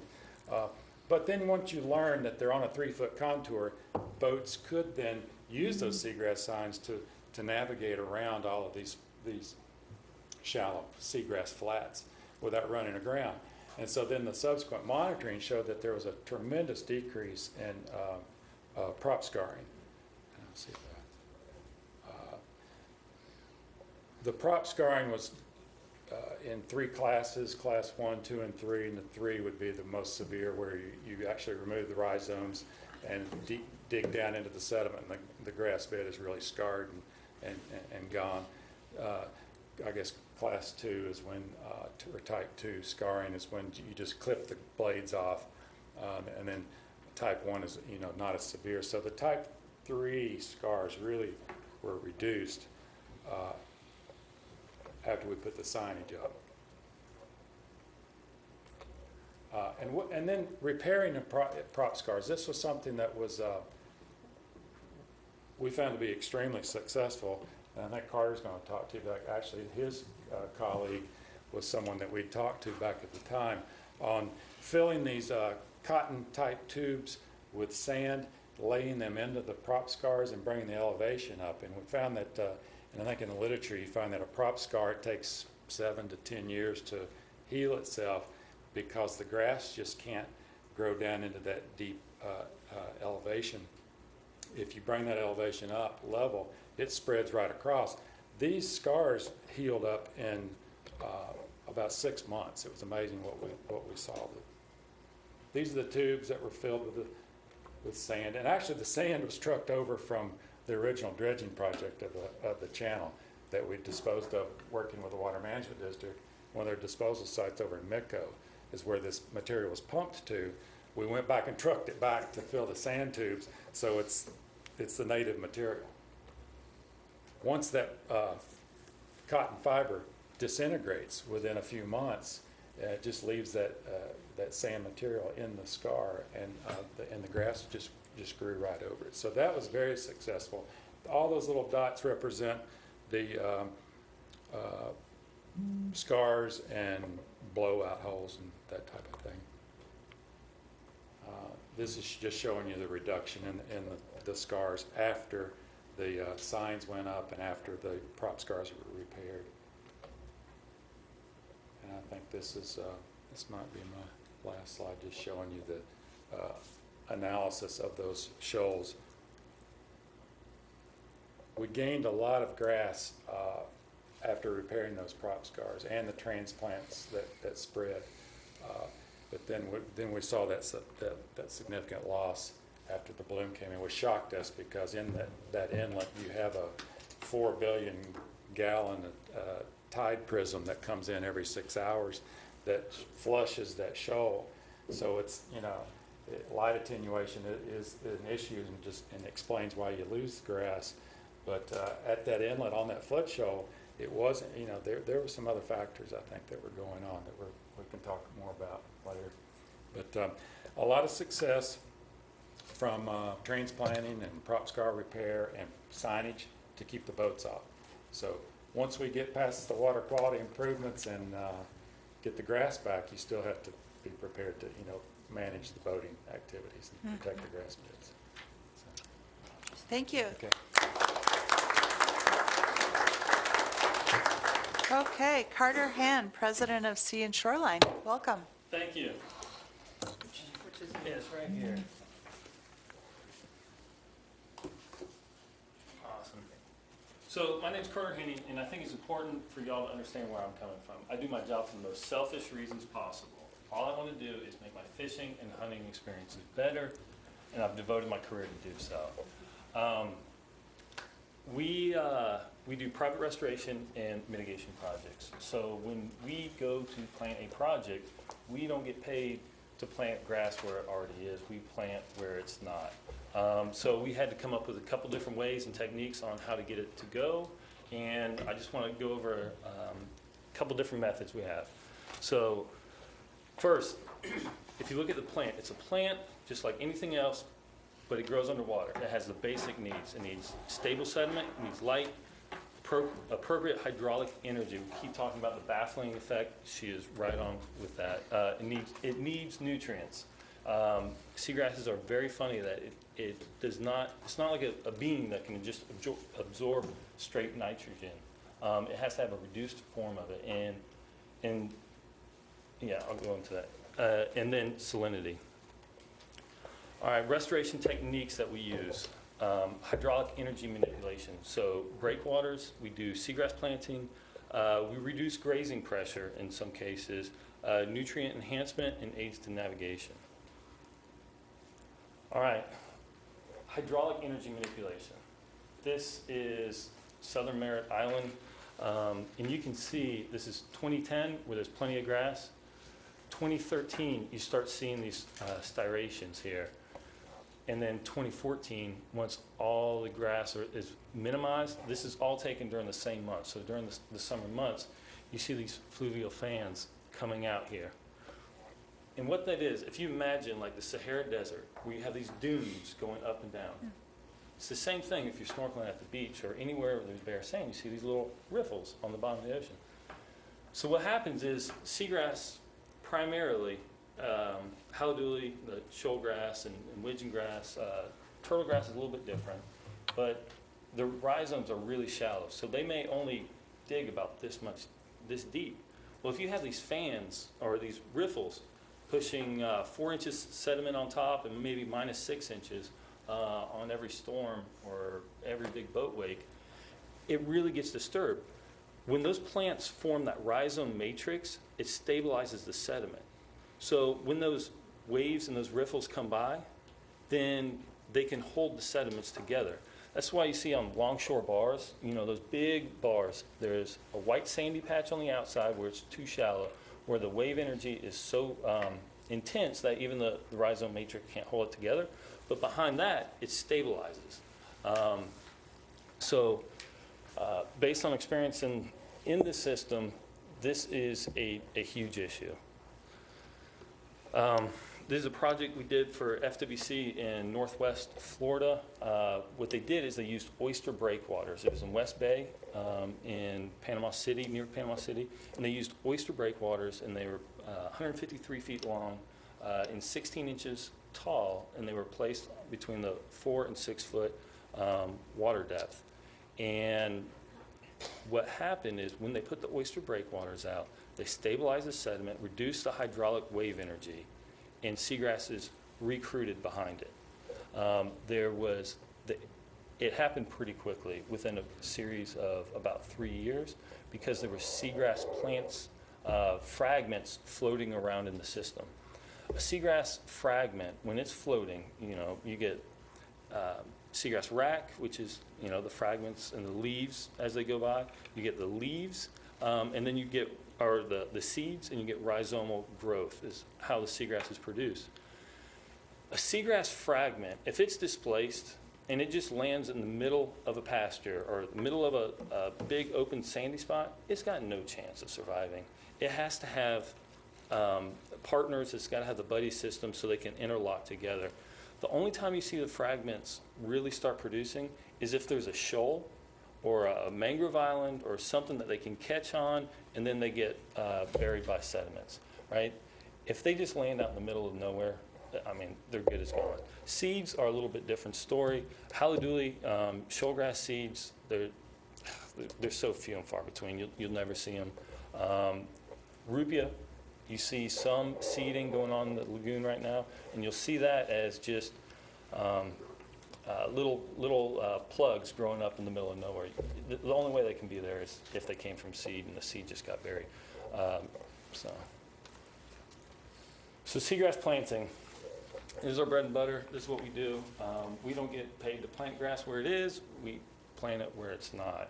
So there's a bunch of different methods. We have seagrass nursery.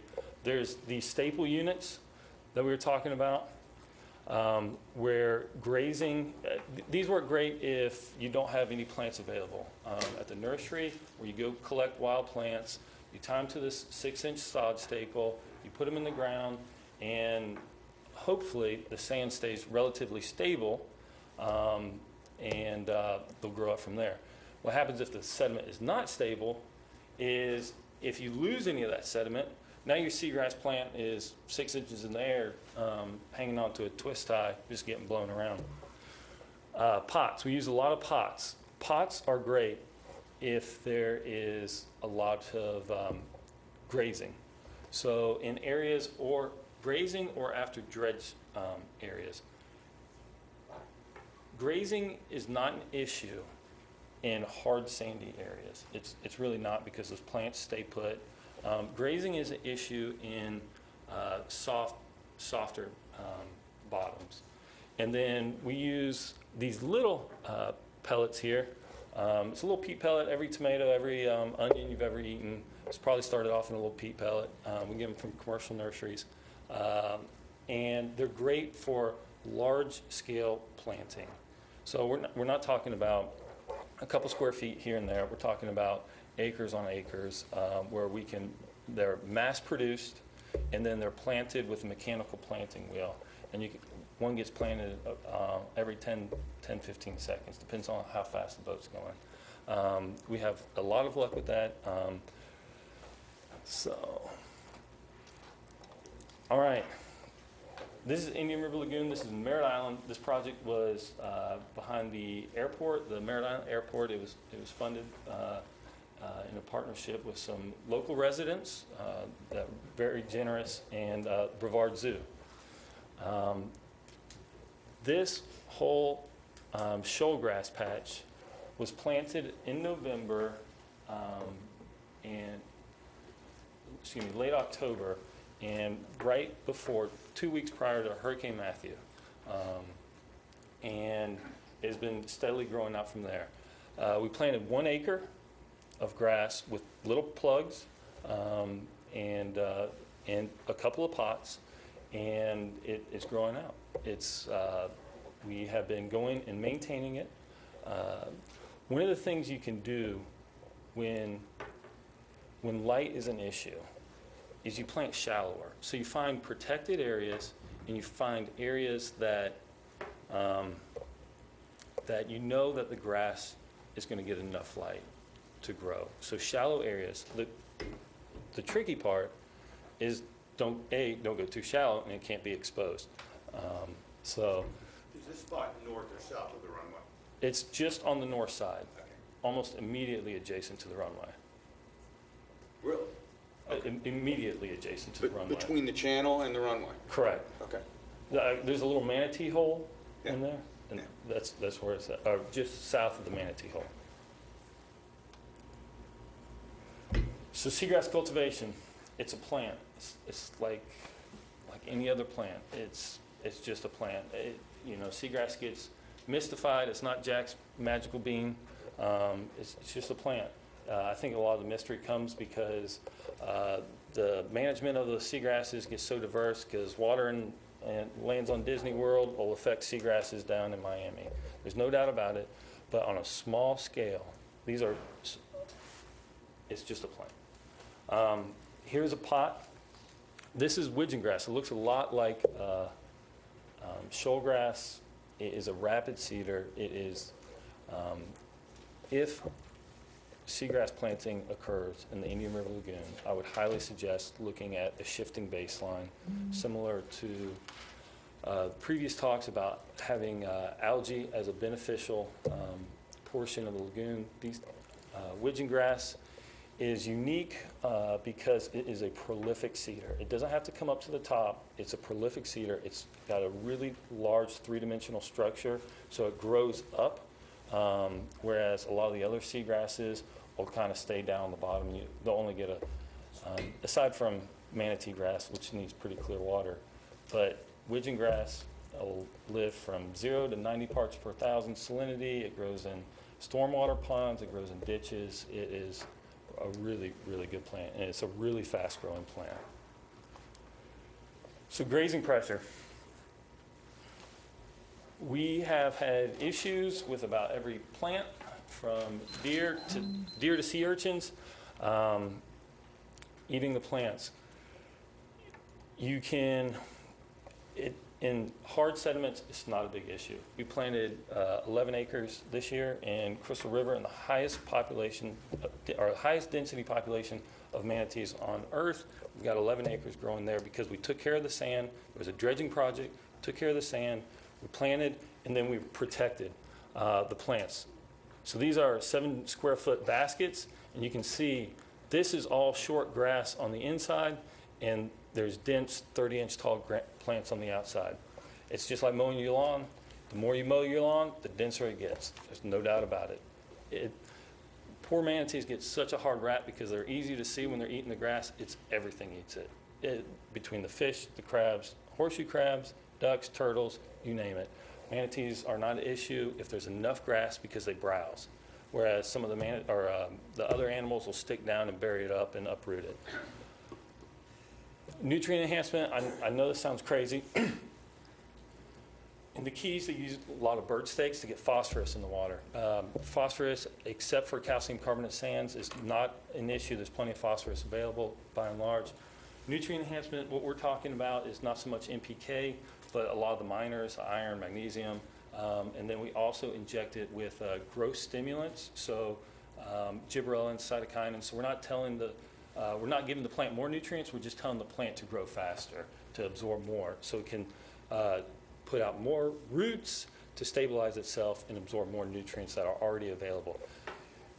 Seagrasses have a symbiotic relationship similar to mycorrhiza in the farming or terrestrial plant community. They have these bacteria that break down nitrogen in a more simpler form that makes it bioavailable to the plant. If it doesn't have those simple forms of nitrogen, then it just can't absorb and utilize all the nitrogen that it needs. So if you get the plants jump-started, and then the rest takes care of itself. And then aids the navigation. Buoys, if you're planting seagrass and people are running over it, it gets redundant. So aids to navigation are a huge, huge help once you have the seagrass up. Okay, that's it. This is a lifetime worth of work in 12 minutes or less. I appreciate it. Thank you. Great. So let's see. We need a 5-minute break to set up. So we'll be back here at 10:25. All right. Everything you ever wanted to know. Yeah.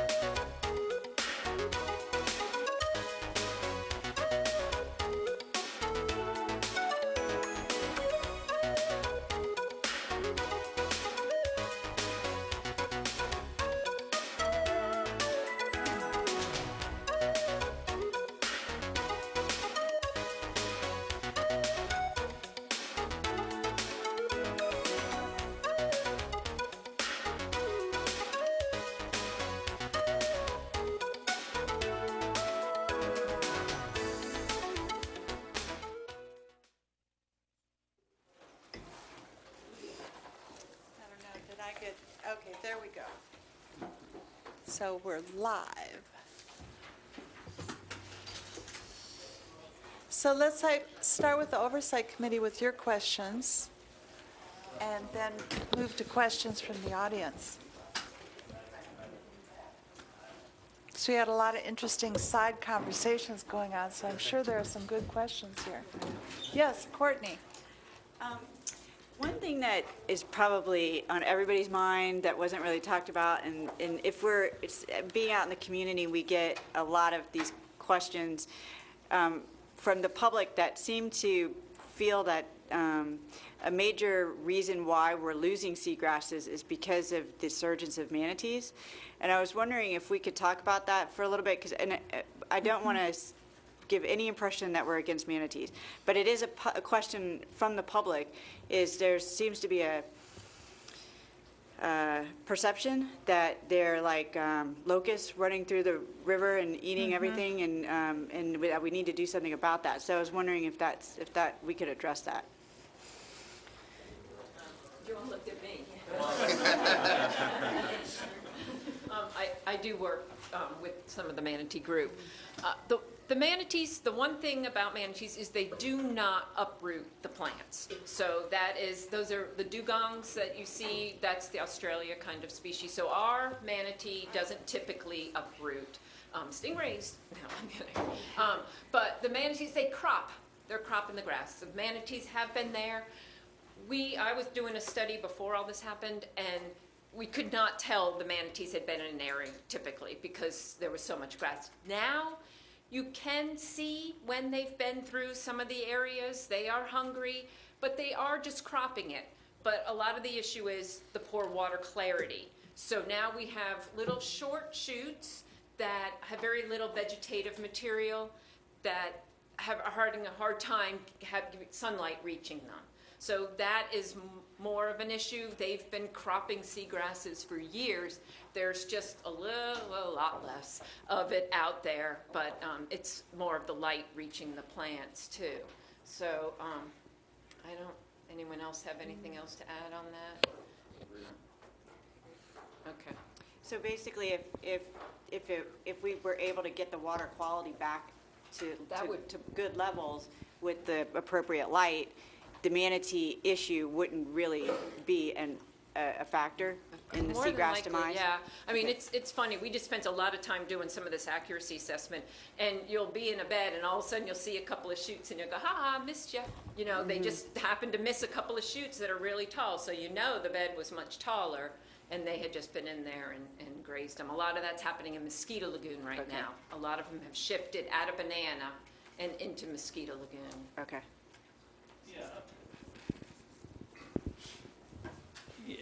The only thing I would add, I think you nailed it, is the harder the sand, the less impact there is from a manatee feeding on the area. If the grass is really short and it's softer sand, it'll kind of look like pig rooting. And I think that there's a lot of grass down there, and that people don't see it because they're not actually swimming and snorkeling in the areas where they saw 6-inch tall grass, and then they see what looks like pig rooting and really small grass. So but I think a lot of the rhizomes are there, and with time they'll come back. I just want to address a point. These guys can do it probably more accurately, but I just wanted a point that I always raise, because I was involved since the 80s in the swim plan and our targets for what would we like this lagoon to look like with seagrass, and we picked the 1943 aerials because it was great aerial coverage, and we looked at that acreage. If we could reach that, we would claim success, and we did in 2009. Now there's some reasons for that, but there was a lot of seagrass in there, and I always say we had more seagrass in 2009 than in 1943 in spite of septic tanks, urban population, burgeoning manatee population. So, there's a lot of things to be said about that. Of course, there's a carrying capacity, and maybe that should be looked at more closely, but I think that they can coexist. Please comment on why. You're kind of dismissing it, it seems like. Tell us why 2009 was such a great year for you down at Sebastian Inlet for seagrass. Well, it wasn't just Sebastian Inlet, it was throughout the entire lagoon system.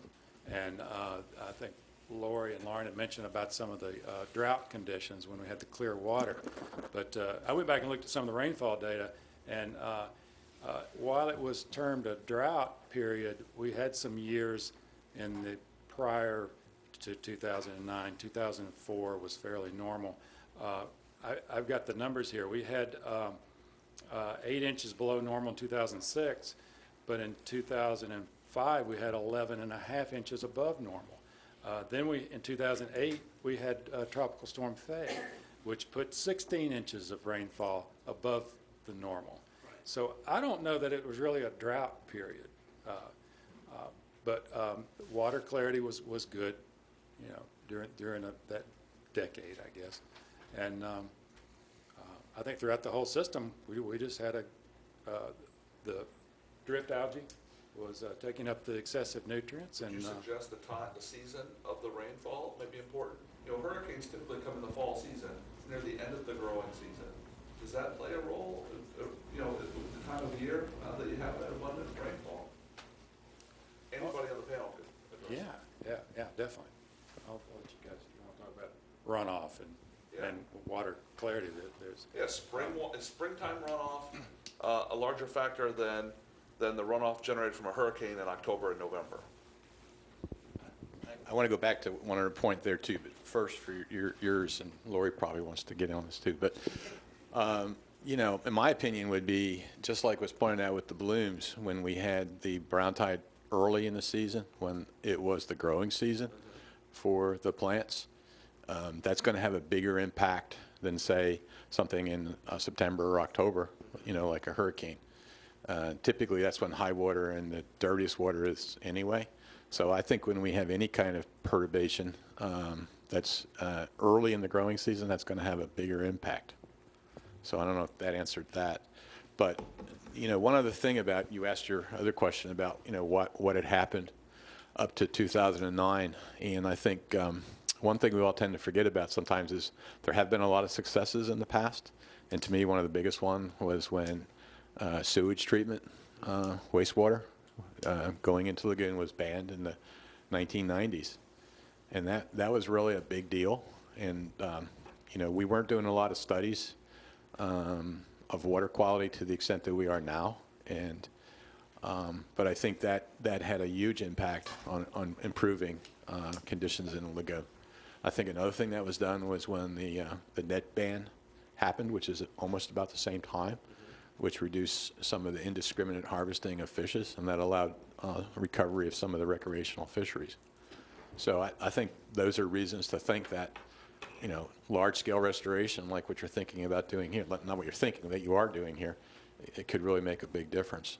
You have to remember it takes a period of time, and Tampa Bay is another good example. They had these kinds of problems in the 80s, and when they started cleaning up, their wastewater, it took, 5 to 10 years before they could actually measure improvements in the water quality, and then a little bit longer to see the very positive impact on seagrasses. So I think one thing you have to remember is the efforts you're undertaking now, you're not going to see necessarily immediate results that year or the next year, but you will down the road.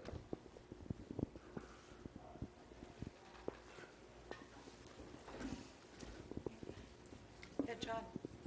There's a factor that didn't get much emphasis that I think is a major factor. It's not something we can do anything about unless Marty wants to put a lock in there at Sebastian, and that's water depth, especially in the April-May timeframe. If the river is fundamentally shallow, there's a lot more light hits the bottom, there's a lot more growth comes. And we're here to represent the public. If the public's to understand the factors that hit seagrass, extent and so on, I think it's probably useful to understand that if the water is deep, especially at the start of the growing season, that you're going to get less grass than if it's shallow. Everything else equal. And it also, if it's deep, it lets the manatees get into areas to graze that they hadn't been in before, and that may also have a small effect as well. Comments?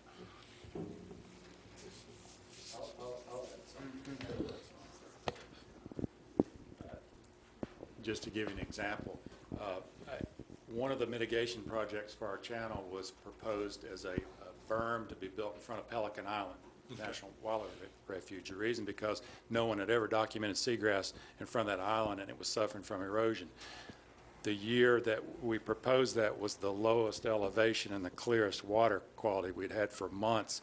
When the agencies came in to inspect the site, Halophila had come in as a pioneer species and just sprouted everywhere. Killed the project, but it, you know, exactly what you're saying, shallow, clear water, grass has a good opportunity.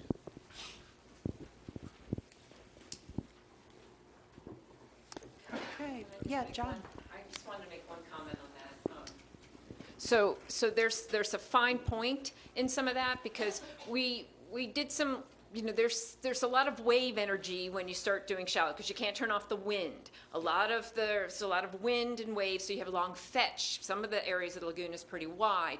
Some of the recovery that we saw in 13 and 14 actually was deeper than we had anticipated. It was out past a meter deep, where we didn't expect that to happen, but that baffling, the waves, you didn't get that rippling effect that we were finding in the shallower water, and they were recruiting much deeper. So yes, they still need better light, but there's a lot of things that go in on that. So anyway, I just wanted My to... baseline is 1,000 Islands, and it doesn't slosh around there a lot. So Yeah, right, your because point that well is, taken. that's on the eastern side. The Your eastern point is side, well if you taken. look at a lot of the maps, the eastern side of the lagoon, IRL, Banana, all the areas, always is much better. It's that way because our winds come from, going from the east, and that's, the western shore gets the biggest hits. Okay, John. Actually, I have some questions, but thank you. All this has been great. So let me ask, what time of year does it make the most sense to plant? If you're going to plant new grass, do you want to plant it at the beginning of the season? Is there a time of year that makes the most sense? The short answer is when you get your permit. But That's actually the third part of my question.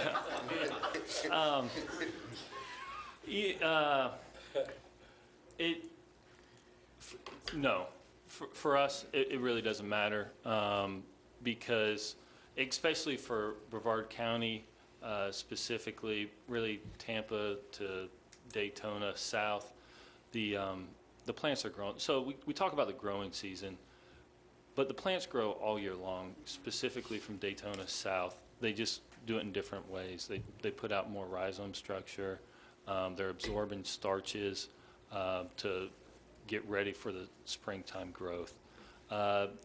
You would want to obviously make sure your site selection, you're not exposed to a northeaster or a northern wind right after you plant it.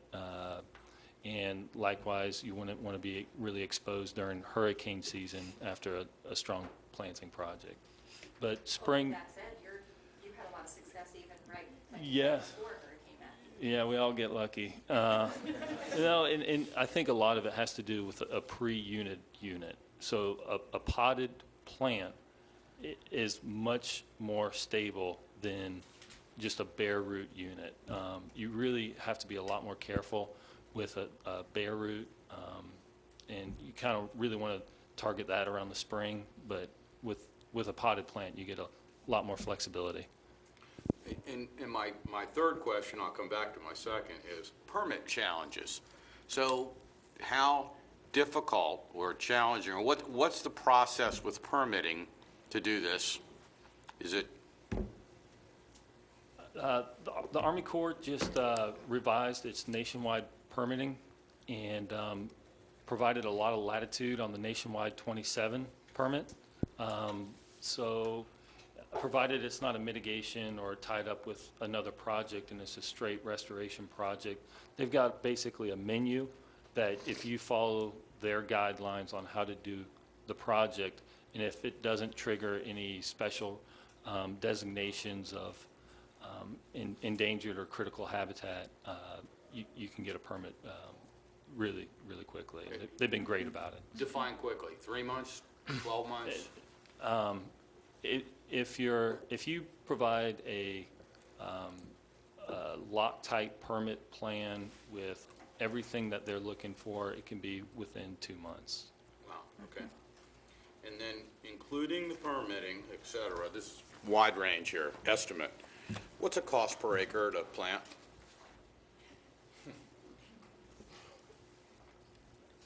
Anybody else? Turn the camera off. If we're looking at a restoration project with size and without undue challenges, we try to shoot for around $60,000 to $70,000 an acre. Can go up or down depending on what you're doing. Obviously, sediment tubes for mitigation are, a little bit more, but There are variables on the density of the planting in an acre? it is. We warranty all our work within a 3-year time frame. And it's not like laying out sod, it's more like plugging a lawn than laying out mats. And so we plant anywhere between 24 to 36 inches on center with little plants.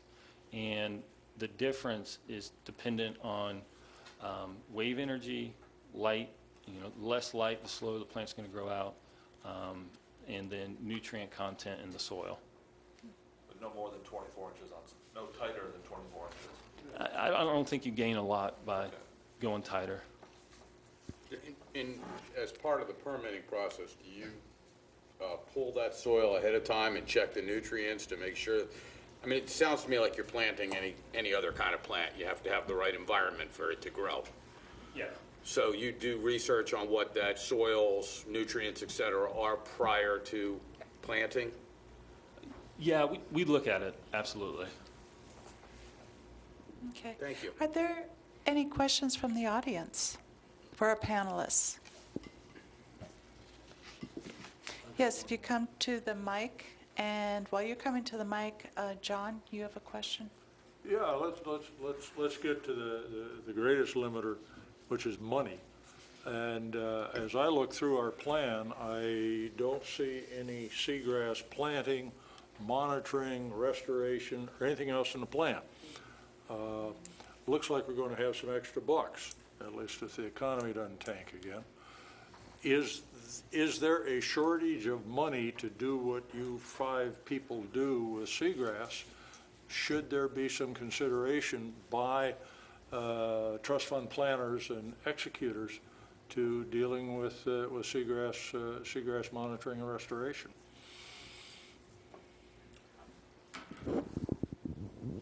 I think that, yes, there's a shortage of money when it comes to this. I think that when it comes to the transplanting especially, there's going to need to be a focus on where exactly to put that effort. I think the Melbourne, Palm Bay, Cocoa area where we really are practically void of any seagrass at all is going to be where we would probably want to focus some of that effort, because the ability for the grass to come back on its own from nothing is slim to none, or it would take many years. Up in the Northern Lagoon or Mosquito Lagoon, where we still have some grass, now there's certainly much, much less, and after the 2016 bloom, there's even less than that. But there still is some grass present, so there's something to grow from. So in my opinion, I think a site selection is going to be key, and it's going to need to be a team effort on figuring out where those sites need to be. Well, right now, the total amount of money, I think, is zero out of the trust fund, out of the Lagoon plan. And it strikes me there's at least the opportunity for conversation with county staff to see if there isn't some mechanism that could be created. And it may be just substitute projects, but obviously something would have to change in this plan. That means we've got about a 1 to 2 year lead time on that. But if we're looking for good stuff to sop up extra money, this might be it. Well, and I would just add too that it probably fits well with the Wooden Shore, the project It that we're does, with but the that's oyster. not part of Yeah, it. but I'm saying that maybe we could, It does. suggest that those looked at a That's little the page I'm closer. on right now. Yeah, I'm right with you. It fits within living shoreline, and based on the report that we just got, it's disconcerting that we've done, 1,000 feet when we're supposed to do, 4,000 feet next year, and we don't have the resources. I don't even want to go into that discussion today. But there may be the ability within living shorelines to shift money that they can't spend on oyster restoration, for example, and move it over into grass and some other type of shoreline project. Virginia, are we off the ranch on this, or is this? Nope. Okay. Thank you. So I guess Yes. my only comment from my perspective is that we need to make sure too that we look at this as a system and a time component as well. Yeah. Because we sat through all these presentations and heard about the conditions and the impacts to these, to the seagrasses. And until we've at least remedied and have the chance that a lot of our contributing issues have had a chance to start having effect, I'm concerned about putting money forth that is going to have another near-term detrimental impact and just be wasted. So I like the idea of having the discussion. I think at some point within the whole continuum of our investment, there's a good chance it might make sense. I would hope that we take a system-wide view, and maybe this is year 8 to 10 type investment rather than year 1 to 3. I don't know, but I'd like us to make sure that we include that as part of the conversation. We've got a 2-year lag right now, just for the mechanics of how do we spend money. So it's built And up. along that, I was thinking myself, along the living shorelines, and that the grass needs clear water and light, and a bunch of different factors. Is there any opportunities of planting the grass in along with the oyster beds they're doing? Because if the oysters, if you're thinking about the cleanest areas of the water, it's probably going to be right around where the oyster beds are. So if we did start putting some in, year 3 or 4, with the water quality not being that well, I think the best area would be right around the oysters. Are you guys doing any work with like the Brevard Zoo or any of the oyster beds to plant any grasses around? Yes. Thank you for the good answer. I mean, does that make sense? Would that be beneficial to plant the grass and near I where think that's an excellent idea. I mean, that's one thing I thought would be really, really sharp is to definitely, because when the waves are hitting the shoreline, now they've got something to help baffle so you don't get the rebound, because some of these grasses in the shallow are getting both ways, coming and going, because it's coming right back at them.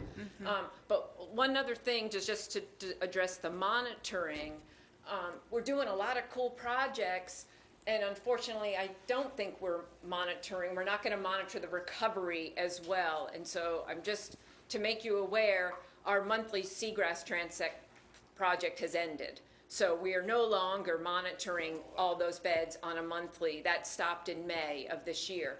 So we'll only, so my little graphs that did that, we're only going to get once summer and once in winter. So there's a lot of areas that would be awesome if someone would be able to, you'll be able to monitor some of your successes maybe a little bit better too, if you want to think about picking up a monitoring like that. But the water management won't be doing it anymore. Okay, I do want to take a couple questions from the audience before we move on. So did you have another comment? If I could. Sure. So on the oysters and seagrasses, there's some work being done in St. Lucie County where they're looking at that.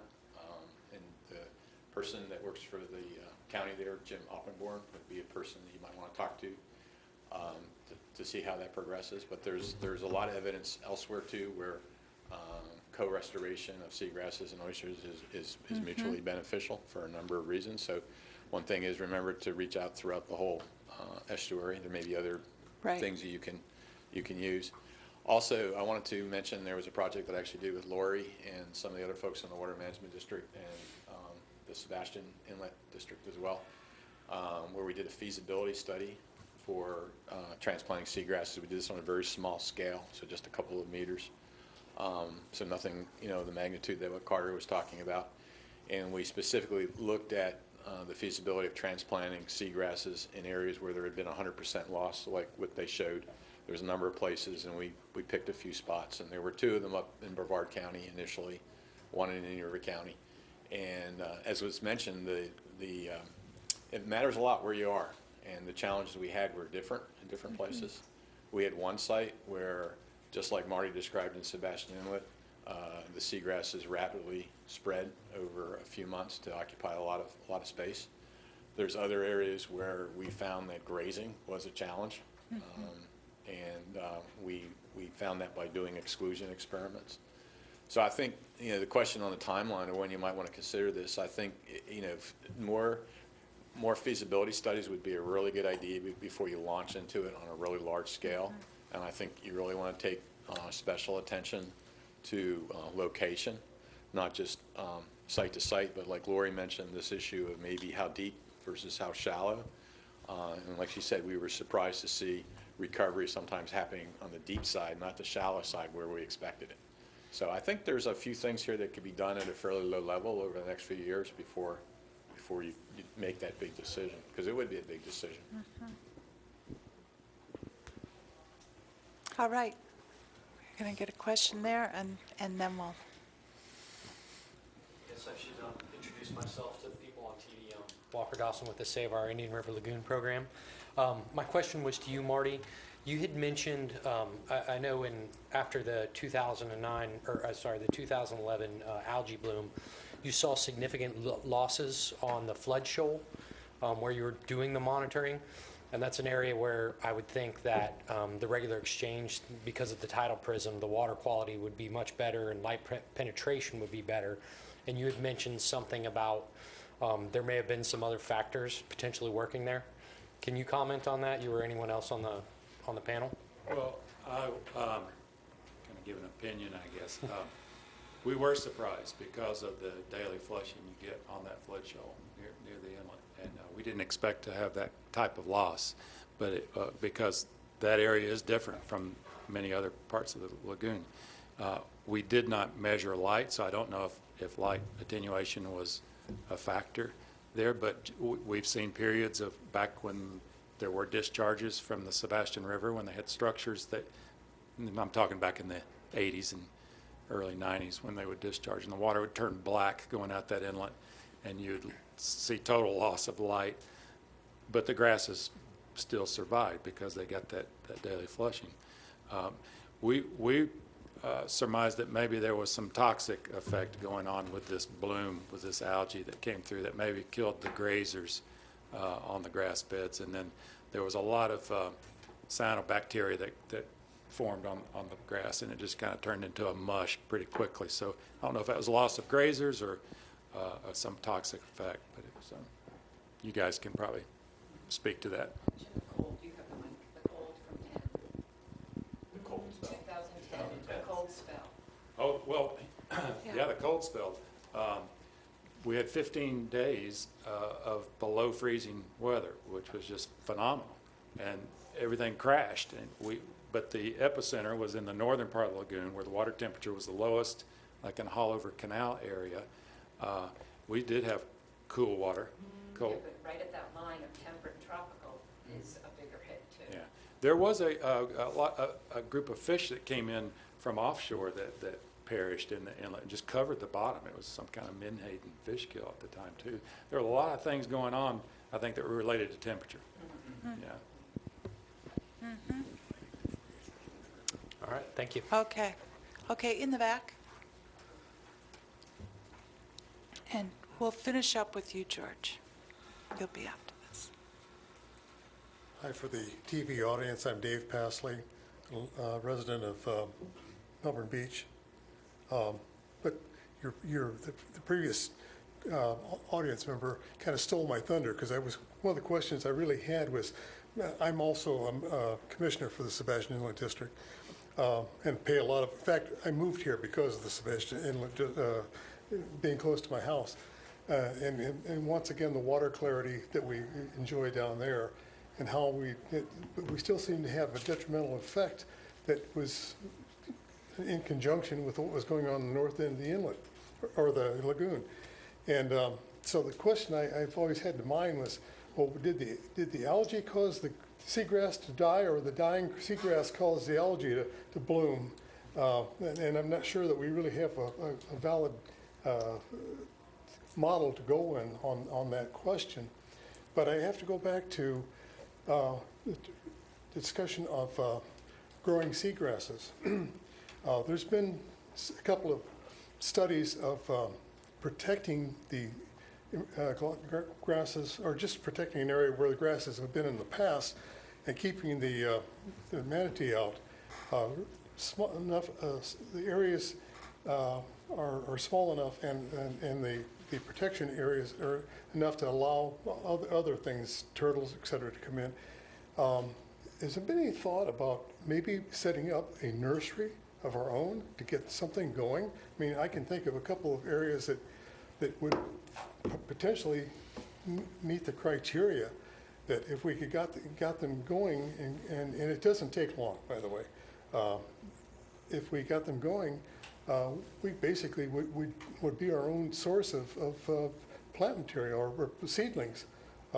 Any thoughts on that? So, so it just happens that the next step from that project that I mentioned, that was a feasibility study. At Harbor Branch, we started an experimental nursery, exactly like what you're describing. And our goal would be just to produce enough planting units that we could do a pilot scale study in the lagoon at an area, where there had been 100% loss, like they said, up in certain areas that the district has been monitoring. And if you ever want to come down in Harbor Branch, I can show you around and tell you what we're doing. Also, the Florida Oceanographic Society in Martin County in Stewart is also starting to do an experimental nursery at their facility and starting to do some transplants, again, at a very small scale to determine feasibility. So, yeah, I think this is something that is just now starting. There's not, Carter can comment more on this, but there's not a lot of commercial sources of seagrasses for restoration work at this point. So I think there needs to be more work on nursery production. So it would be just like, going to a nursery for your yard at some point. You need the same kind of opportunities for seagrasses. And all of us, I think, are focusing on Haliduli for two reasons. One is that's the most widespread seagrass in the lagoon, as I mentioned. And in Brevard County, most of the seagrass losses were Haliduli. And also because it is more tolerant, like I mentioned before, and it might be a more successful way to start transplantation. But all the species could be looked at. Thank you.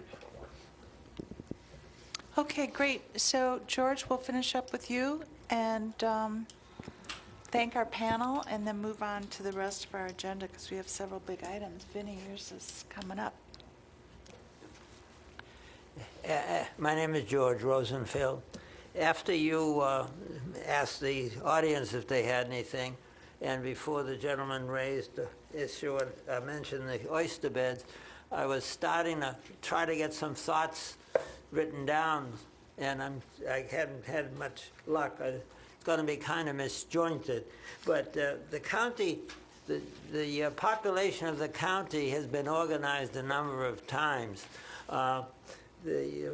More than 20 years ago, when I first got in touch with Marty Smithson, the Marine Resources Council had organized the organizations in the county to do pepper busting all over the county. Mm-hmm. Now the zoo is doing oyster beds and has organizations making oyster mats and putting them out and putting them all together and building the oyster reefs. The Marine Resources Council does as I said, does the oyster beds, also do a lot of mangrove planting. Mm-hmm. They have organized groups and they take the mangrove fistules and they root them and they put them into pipes and they get them planted all over the shoreline to restore the shorelines. So I don't see why we have this organization here of what we have now. Even the council, which the council, which I'm a member of, I'm wearing a shirt right now, and other organizations on the environment now, and why they can't do raise the seagrasses and then you mean do as group a citizen planting, volunteer get the Boy Scouts effort? and other organizations involved in doing planting of the seagrasses. And in one mass, you could get a large area of, one afternoon, you could get a large area of seagrasses planted. Mm-hmm. So Okay. it was just an idea that I'm trying to, I know So it's there's disjointed. so what you're saying is there's a large citizen volunteer effort going on right now. They are, yes, and yes. it's been operating in this I don't county know for how years. large it is and how significant it is so in let's terms get of the county scale, out. but I think, but we're also talking, in terms of scale, I mean, that's probably the issue here.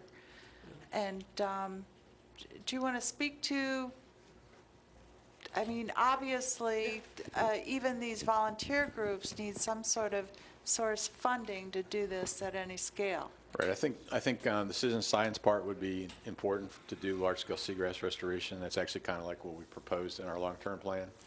I know also with Florida Oceanographic Society, I mentioned them earlier, I know they have a pretty good active volunteer program, and they are using the public to help in their initial efforts as well. So I think, yeah, absolutely. Yeah. A big solution to this is going to be involvement of the scientists in these kinds of hands-on restoration efforts. Yeah, and the education of residents as well to help develop their own living shorelines. So I think, thank you very much for being here. This was such an education.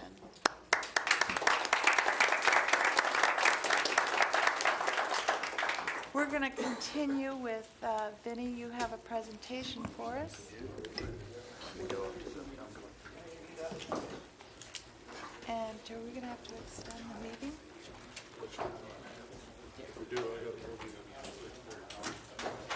So at what point do we have to have a motion to extend? Yeah, that was just going to ask that question. Okay. I guess at 11:30. John says he's our expert on these matters. Vinny, you're not going to take 30 minutes, are you? No.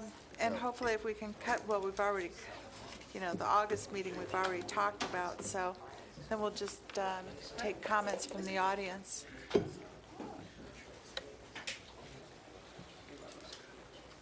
Hey. Hey. Oh, you're good. It's right there. Take your thumbs down. Oh, you're good. I figured I'd wait before we start talking. Okay. Let me know. John, you can. Okay. So So Vinny, why don't you go ahead? Okay. Oh, wait, yes. Sorry, may I just, while we're transitioning, I just wanted to add one thing. We have looked specifically at that 2005 to 2009 timeframe when seagrasses, expanded the most, and specifically the growing season, which roughly corresponds with the dry season. The dry season from 2005 to 2009, on average, was 10% drier than normal.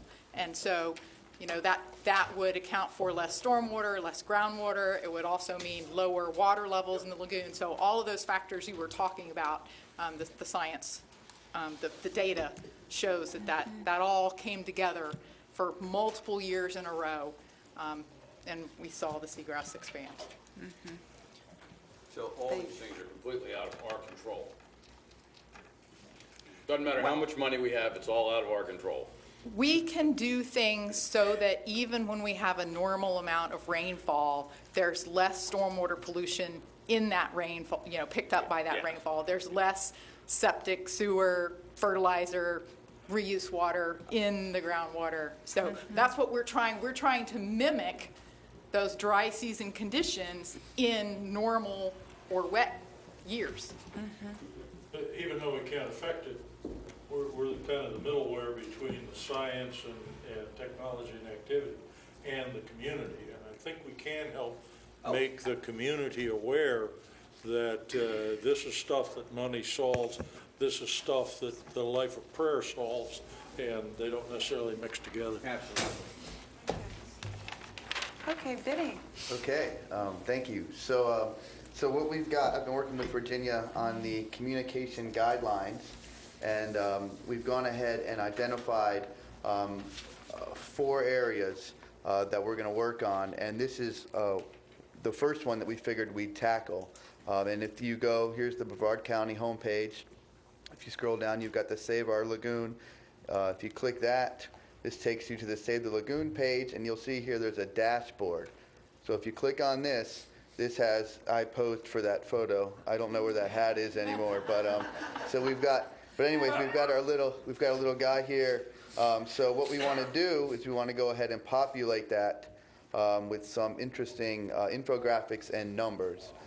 So what we wanted to do is bring these to your presentation or to your attention so you guys can look at and give us feedback on what you think are important numbers, what aren't so important numbers, where's the story. And real quick, before we hit that, you'll see here, one of the other areas we decided is we wanted to come up with a domain. So rather than having to go to the Brevard County homepage and then to this page, you can just type in this address. And this was the address that we were thinking. Again, that's something that we would like feedback on. I was thinking domains are usually about $7 to $11 a year. So I was also going to recommend we do save.the.irl.gov.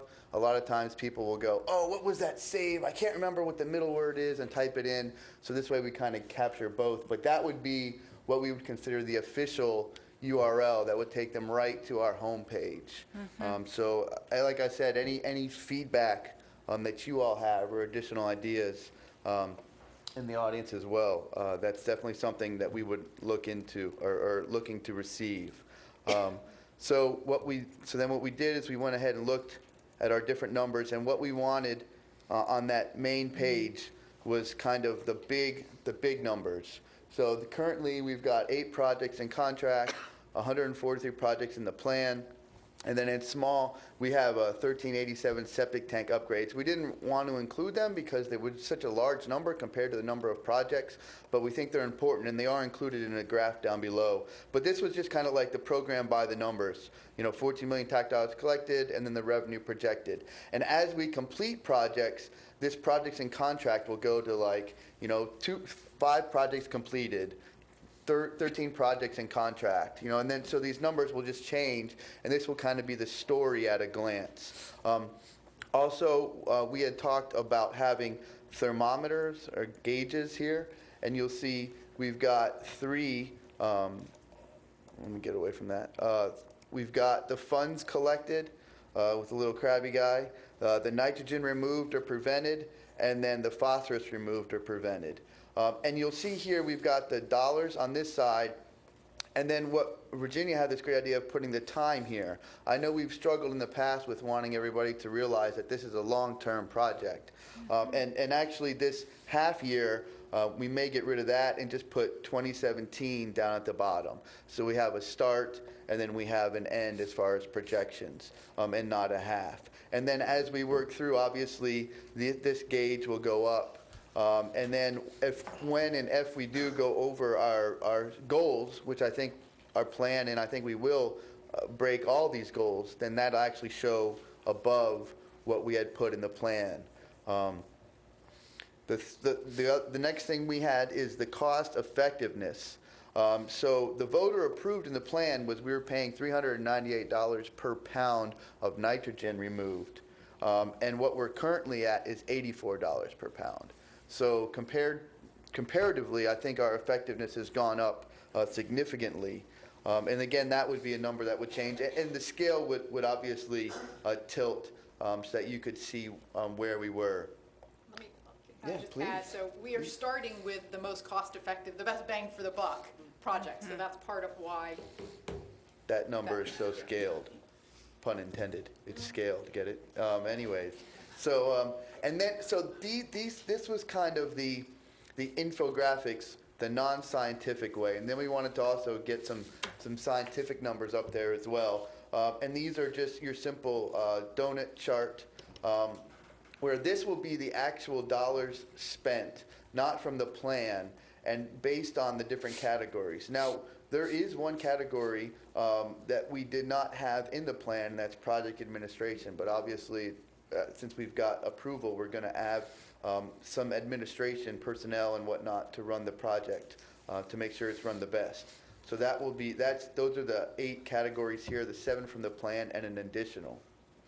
Then the nitrogen removed or prevented. This again, these are the numbers from the plan, but we were thinking of actually having them be current tally of numbers. So whatever you have in the thermometer would be a breakdown of in here, showing you what projects are being worked on. Same thing with the phosphorus removed or prevented. Then we've got this project progress bar here. And this horizontal bar, since it is horizontal and kind of small, I was thinking we could also put it right here on our home page right underneath the word home. So again, people can kind of get a glance, an idea of how many are completed is the blue one, current is the orange, and then still to come is the gray. And we can theme all these with little fish and crabs and a bunch of different stuff. Then again, we have the trust fund allocation, actual, what's spent as opposed to projected.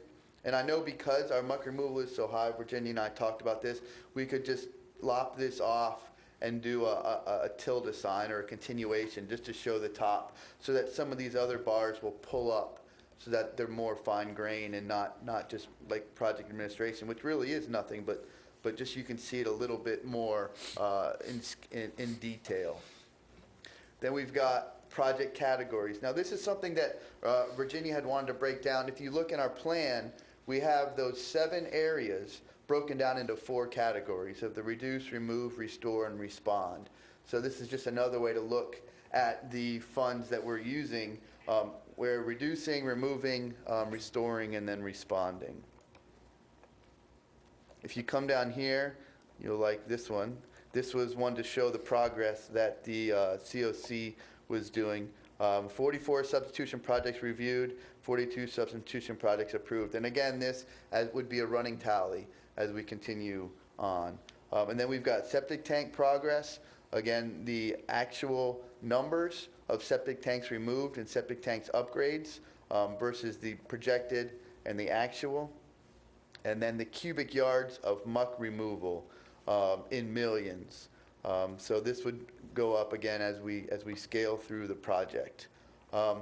This little URL here, it just had, so we're actually planned to remove 5.66 million cubic yards of muck. So I was trying to come up with a way that people could associate that. It's almost 2 times the size of, it's in the pyramids of Giza, but I've never been there, so I don't really know if that would be relevant to this area. It's like 2 Houston Astrodomes, again in Houston. It is 70 Epcot globes. You know those Epcot globes? So 70 of those filled with muck is what we're removing. But this is just as a comparison thing where you can see so that people can get an idea of the scale that we're actually doing. And then we wanted to have some communication stats. So I'd like to keep track of, I know it's old-fashioned, but I think it's important to see the number of visits to our website, the number of views on the stream that's playing right now, and just for us to see how much our word is getting out into the community. Again, once we get the Facebook page up, which we will, keep track of that. The applications, we're going to have online applications. So just to keep all those numbers, but then to group those as well and put them on here. So that was really all that we had for today. Again, was to come up with a domain name that would redirect us right to our page, and then to get some feedback on this group of numbers that we collected that would go on the dashboard page. Okay, somebody had a question? I have a comment. Okay, John? I just lost it, but I'm going to get back here again. The muck dredging, I'll start with my last question first. Right now, that bar would say 0? Yes. Okay, now, is this a good message to send to the community, since we already have quite a few muck projects underway or done, and we're also, the O'Galley project's underway too. And so when we talk about million cubic yards of muck dredged, there is somebody else doing dredging besides this plan. When you say 0's been done, and it's going to be 0 for a while, I'm not sure that sends a good message out. And then I remember what the other one was now. Back at the beginning, the number of projects started and the dollars committed and all that sort of thing. Many of the projects have significant matching funds involved. Mm-hmm. And I wonder if it'd be worthwhile someplace. This is pretty jammed up with stuff right now, so I'm not sure how many things you want to have on a dashboard. But we need to acknowledge somewhere the community participation in matching, and then hopefully in future years the legislature will match some other projects that we put forward, maybe more of the muck dredging or something like that. So that was, this is great for what the plan is doing, but then there's all this other stuff that's going on too, and I'm not quite sure the best way to merge all that and not make it very confusing for the general public. Well, and that's a good question, and I know there are other organizations that have talked about getting our data and combining it with their data to get an overall picture. So I understand. I mean, you could easily in that bar graph put dredging going on, and then another area that's IRL tax or IRL trust fund dredging, so that you could differentiate the amount that's going on. But it is, whenever you start a project and a lot of your numbers are zero, it's really hard to figure out how you're going to tell your story. And I told Virginia, next year or 2 years or 4 years, all these will need to be reviewed to see if there's a better way to tell the story. First of all, thank you. Go ahead. John? If there's a category beyond outstanding, I think this gets that grade. This is really good stuff. I would also note that our job is to kibitz and advise, and we've empowered Vinnie to represent us with the brainware in this. But ultimately, getting it up is Virginia's responsibility. You own the content, you own the page. And I would hope it'd be up by Saturday or Sunday. This is, get it up. Because we can believe. This is a vacation today. We can believe in continuous improvement. We have ample opportunity to work this forward. But I think that this is really, really good stuff to get out there. And once we get it out there, it'll get made a lot better.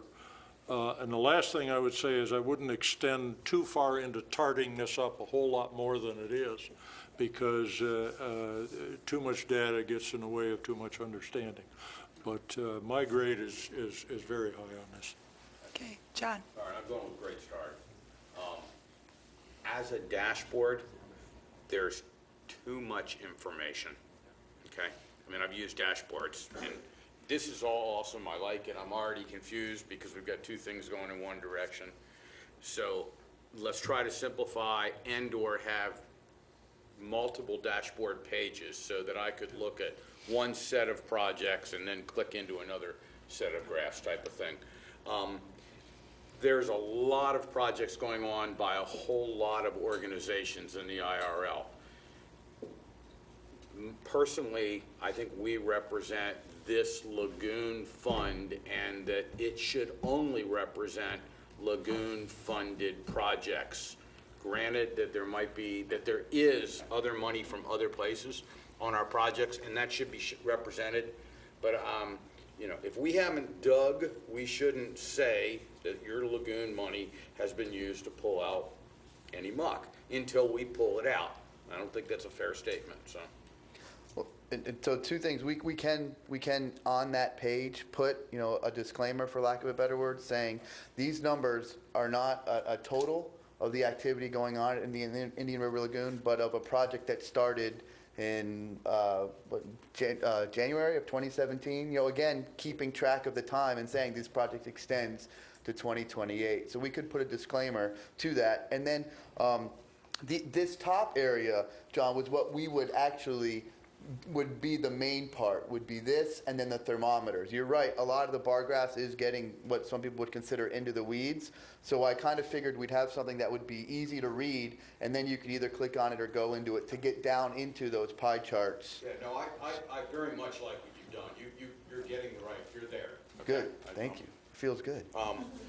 As far as all of the projects, if we just focused on ours, okay, because this is the fund money, the tax money, okay, and then Dwayne or MRC or somebody else who's doing an all-encompassed IRL thing essentially links over and says, this is Brevard County's fund project as part of everything that's going on. Because I don't think we should try to represent everything. We're just a little part.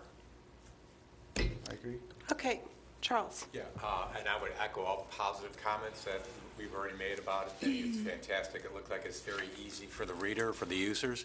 The only thing that made me stop and think was the cost effectiveness, because typically a scale, when it's positive, is heavier, and this is kind of the intuitive. So, yes, so maybe it's a little counterintuitive. So maybe something to consider, a different way of displaying or illustrating that data. But I think it's important data to consider. So great job. Thank you. Thank you. Let me ask Vinny, so we're on the website now when people want to see where the projects are. Is there That going to be just- some sort of mapping? Oh, so yes, that's coming up. That's going to involve more than graphics being added to the website. So I'm going to work with the IT to make sure that the Okay. technology is behind before we choose a product for the mapping. Okay, But that comes later. so we've got the mapping. The four things we kind of broke it out into was the dashboard, Yep. the mapping, the online applications and the marketing and the PR to go around that, and then the Facebook page. So those were Okay. kind of the four areas that we were going to look to branch into, and we figured the dashboard, since it's just plugging some graphics on the website, would be the easiest and the least way as far as county IT staff to Okay. go.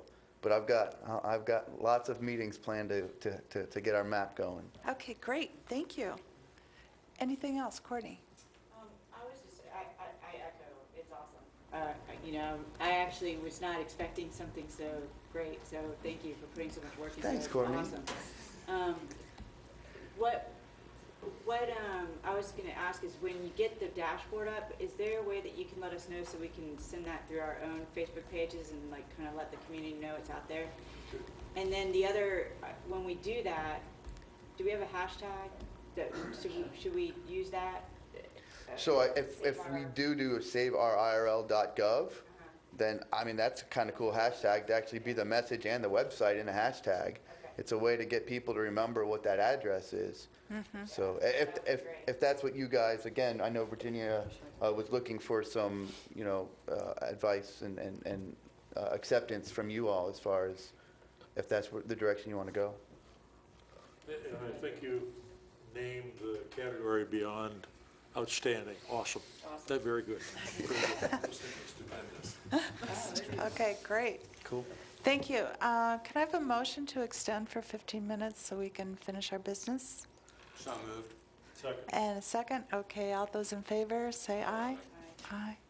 Okay, opposed? Okay, so we'll extend 15 minutes, and maybe we can even finish this up before then. Okay, so the letter, did you want to introduce the letter? Talk about the issues there? Yeah, so the last thing in your packet is a letter I received from a gentleman who wanted to know if he was, very happy that there is a plan and that his neighborhood was in the plan for a septic sewer upgrade, but he was wishing that there was a way that he could get from year 7 in the plan up to sometime sooner, and asking if by contributing or getting the neighborhood to contribute, could that be considered? And so, I've given this a little thought. I asked him to put his request in writing to you all because I wanted to share it and get your feedback. Initially I thought, that would be great if people wanted to contribute, and that makes their neighborhood more cost effective. It gives more money to making these things happen, and we get everything going sooner, yay, yay, yay. And then I realized, but then the neighborhood that was going to be in year 6 that now just got moved back, they're upset, and they say, well, what if we put in more than that neighborhood, then there, and then we've got this constant thing that's, but there's no certainty to the communities. They think they're putting in this much and they're going to get year 5, and then all of a sudden, no, other people jumped on the bandwagon and now they're back to year 8, which is where they started. And so I really don't have an answer, but I wanted to. I would make a suggestion, and this is my suggestion, because if you're talking to one person, a lot of times one person will put their opinion on their whole neighborhood. And until we get a whole neighborhood that puts a vote out and that says we're willing to assess ourselves and give that to us, I don't even think we should deal with it. Personally, I just don't see the reason to even tackle the issue. Reason number 2, there's logistics about laying pipes and which goes in which order. I mean, so we can't just jump from one neighborhood to another. There's a plan in place here to do this, so. Thank you for his offer, and if he'd like to make a contribution, we will gladly accept it. His first step would be to build a coalition in his neighborhood. Yeah. Put him on that task first. But I'm still not sure it gets around the logistics of running a pipe. He might never get the coalition that he needs, so just, you know, put him in Until you charge see of the that. interest of that, you know, I just don't. The issue that Virginia raises is a level playing field. I think we have both the mechanism and the process in place to deal with this, and it's called substitute projects. And there's a form they can fill out and so on. And I would suggest that Virginia might like to have some threshold below, a dollar threshold probably, below which she doesn't entertain this. But I think this fits nicely into the substitute project category. It comes to us, we give our thoughts, we vote, and then it goes forward to the county commission on an annual basis. So I think we have the sausage maker in place, and we just simply apply it and tell people, you know, here's your reference, start playing the game. You know, something like this, though, too, kind of helps build support That's within on these his side. communities, too. So I think it's positive, so, you know, I mean. You don't want to dampen the You want to dampen it, enthusiasm. but like I said, it's maybe this one person who's projecting for the entire neighborhood. So build a coalition, and maybe that can have an effect throughout other neighborhoods. I'm not, like, I don't want to seem negative, because it's great that somebody wants to participate, but I have seen that, where you have one person who wants to do a very, very good thing, but once they start trying to get that support, it's a lot harder than they think it is. And so I don't want us to have to go through this big process of creating a system, which I do believe, I agree with John, I think the system's already there, but to have a big discussion when, you know, we don't know if there really is a coalition that's interested in doing this. Okay. And- Is that enough feedback? We'll chew on that. Yeah. I did tell him, go talk to his neighbors and let me know. Yeah. So he's working on the neighborhood coalition. Okay. John? I want to follow up, and it's a little off topic, but thank you for bringing this back up, John. As we prepare for substitute projects, some of those that were brought in last time were relatively low dollar, and our administrative cost was even higher than what we're giving. So as you're putting this together, the criteria, there should be a minimum project cost so that it's a cost-effective thing for us to consider. We didn't do that last time because we were in a hurry, but as we go forward into the sausage maker, and thank you, you're right, John. There needs to be a threshold amount. A project must be of a certain size to be a consideration. Okay. Regional in nature. Okay, great. So the August meeting, now we already discussed that. Do we need a motion to, you know, have a briefer meeting or? I don't think we so. need a motion. I am going to advertise the MRC meeting as a joint COC meeting, because I know at least 2 of you want to attend, and that requires me to do that. So you're all free to attend. You will all be free to attend. Because of sunshine. Because of sunshine, yes. What time's the meeting again? I'm sorry. It's a 2-day workshop, Thursday, all day, Thursday, Friday. And So, do we need to have August meeting? we've got a packed schedule. Yeah. Yeah, And it's, you know, it's up to you, but I didn't want to have you miss another one. I think we've got a lot. Well, because we videotape this, because it's available online, there's no opportunity cost for folks who want to participate in a communications assembly missing what's going on here. And as long as it doesn't impact our availability to attend the meeting here, I don't see it's any different than anything else. There's always competition So for time. Vice Chair, are you volunteering to run the meeting? Say? You want to be there, is that what you're saying? Yes, but I will come back here, and then I believe, Lorraine, you were planning to? I was planning to go as well, and I know that particular morning session is just breakout groups. So it was of less interest. The last time I volunteered, I ended up north of the Arctic Circle, so I'm not going to do it this time. But the only reason we didn't want to cancel the meeting, I think, you know, we've got the advanced septic and septic upgrades, and all of those projects are going to be coming into play, and I'm kind of eager to not to miss anything. Okay. Okay. So, but you said that the speaker that you anticipated, that was going to be more like an hour, hour and a half Right. meeting, so, I'm thinking 1 or 2 speakers. okay. And if we have 4 people here from 4 categories, we have a quorum, we can have a meeting. Okay. Okay. So we can open it up to general public comment. The decision is that we're going to have a meeting in August that is going to probably be a shorter meeting. There'll only be a couple speakers. And that the meeting that the MRC is organizing, the 2-day workshop, will be advertised as a Citizen Oversight Committee event so that anyone that's interested here Take care, could attend. sunshine. Is there any concern of advertising 2 meetings of the same group at the same time in 2 different locations? You know, it's a little weird, but okay. I think that's Okay. Well, do we have any discussion from the audience, or questions or comments? Each month, we open it up, and we'd love to hear from you.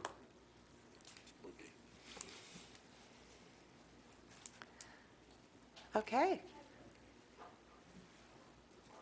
I should identify myself. I'm Abby Johnson. I'm with the St. John's River Water Management District, and I frequently come to your meetings and just listen in for learning purposes.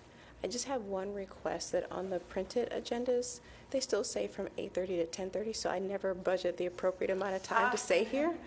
I typically dip out around 10:30. So if someone could adjust that, that'd be wonderful. And thank you very much for having a very robust conversation every month on various topics, because I'm very new to the area, and this is a fantastic opportunity to learn.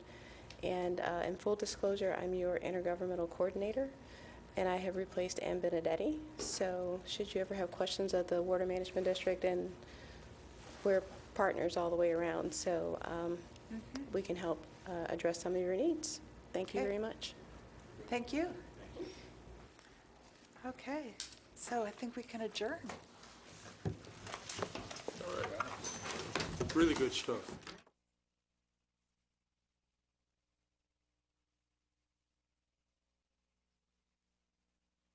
The opinions expressed by any member of the public during any period of public comment do not necessarily reflect the views or opinions of the Board of County Commissioners of Brevard County, Florida, Space Coast Government Television, or the program sponsor, and are solely those of the presenter. The Board of County Commissioners of Brevard County, Florida, Space Coast Government Television, and the program sponsor hereby expressly disclaim any and all responsibility or liability for any defamatory or slanderous statements expressed by any member of the public during any such period.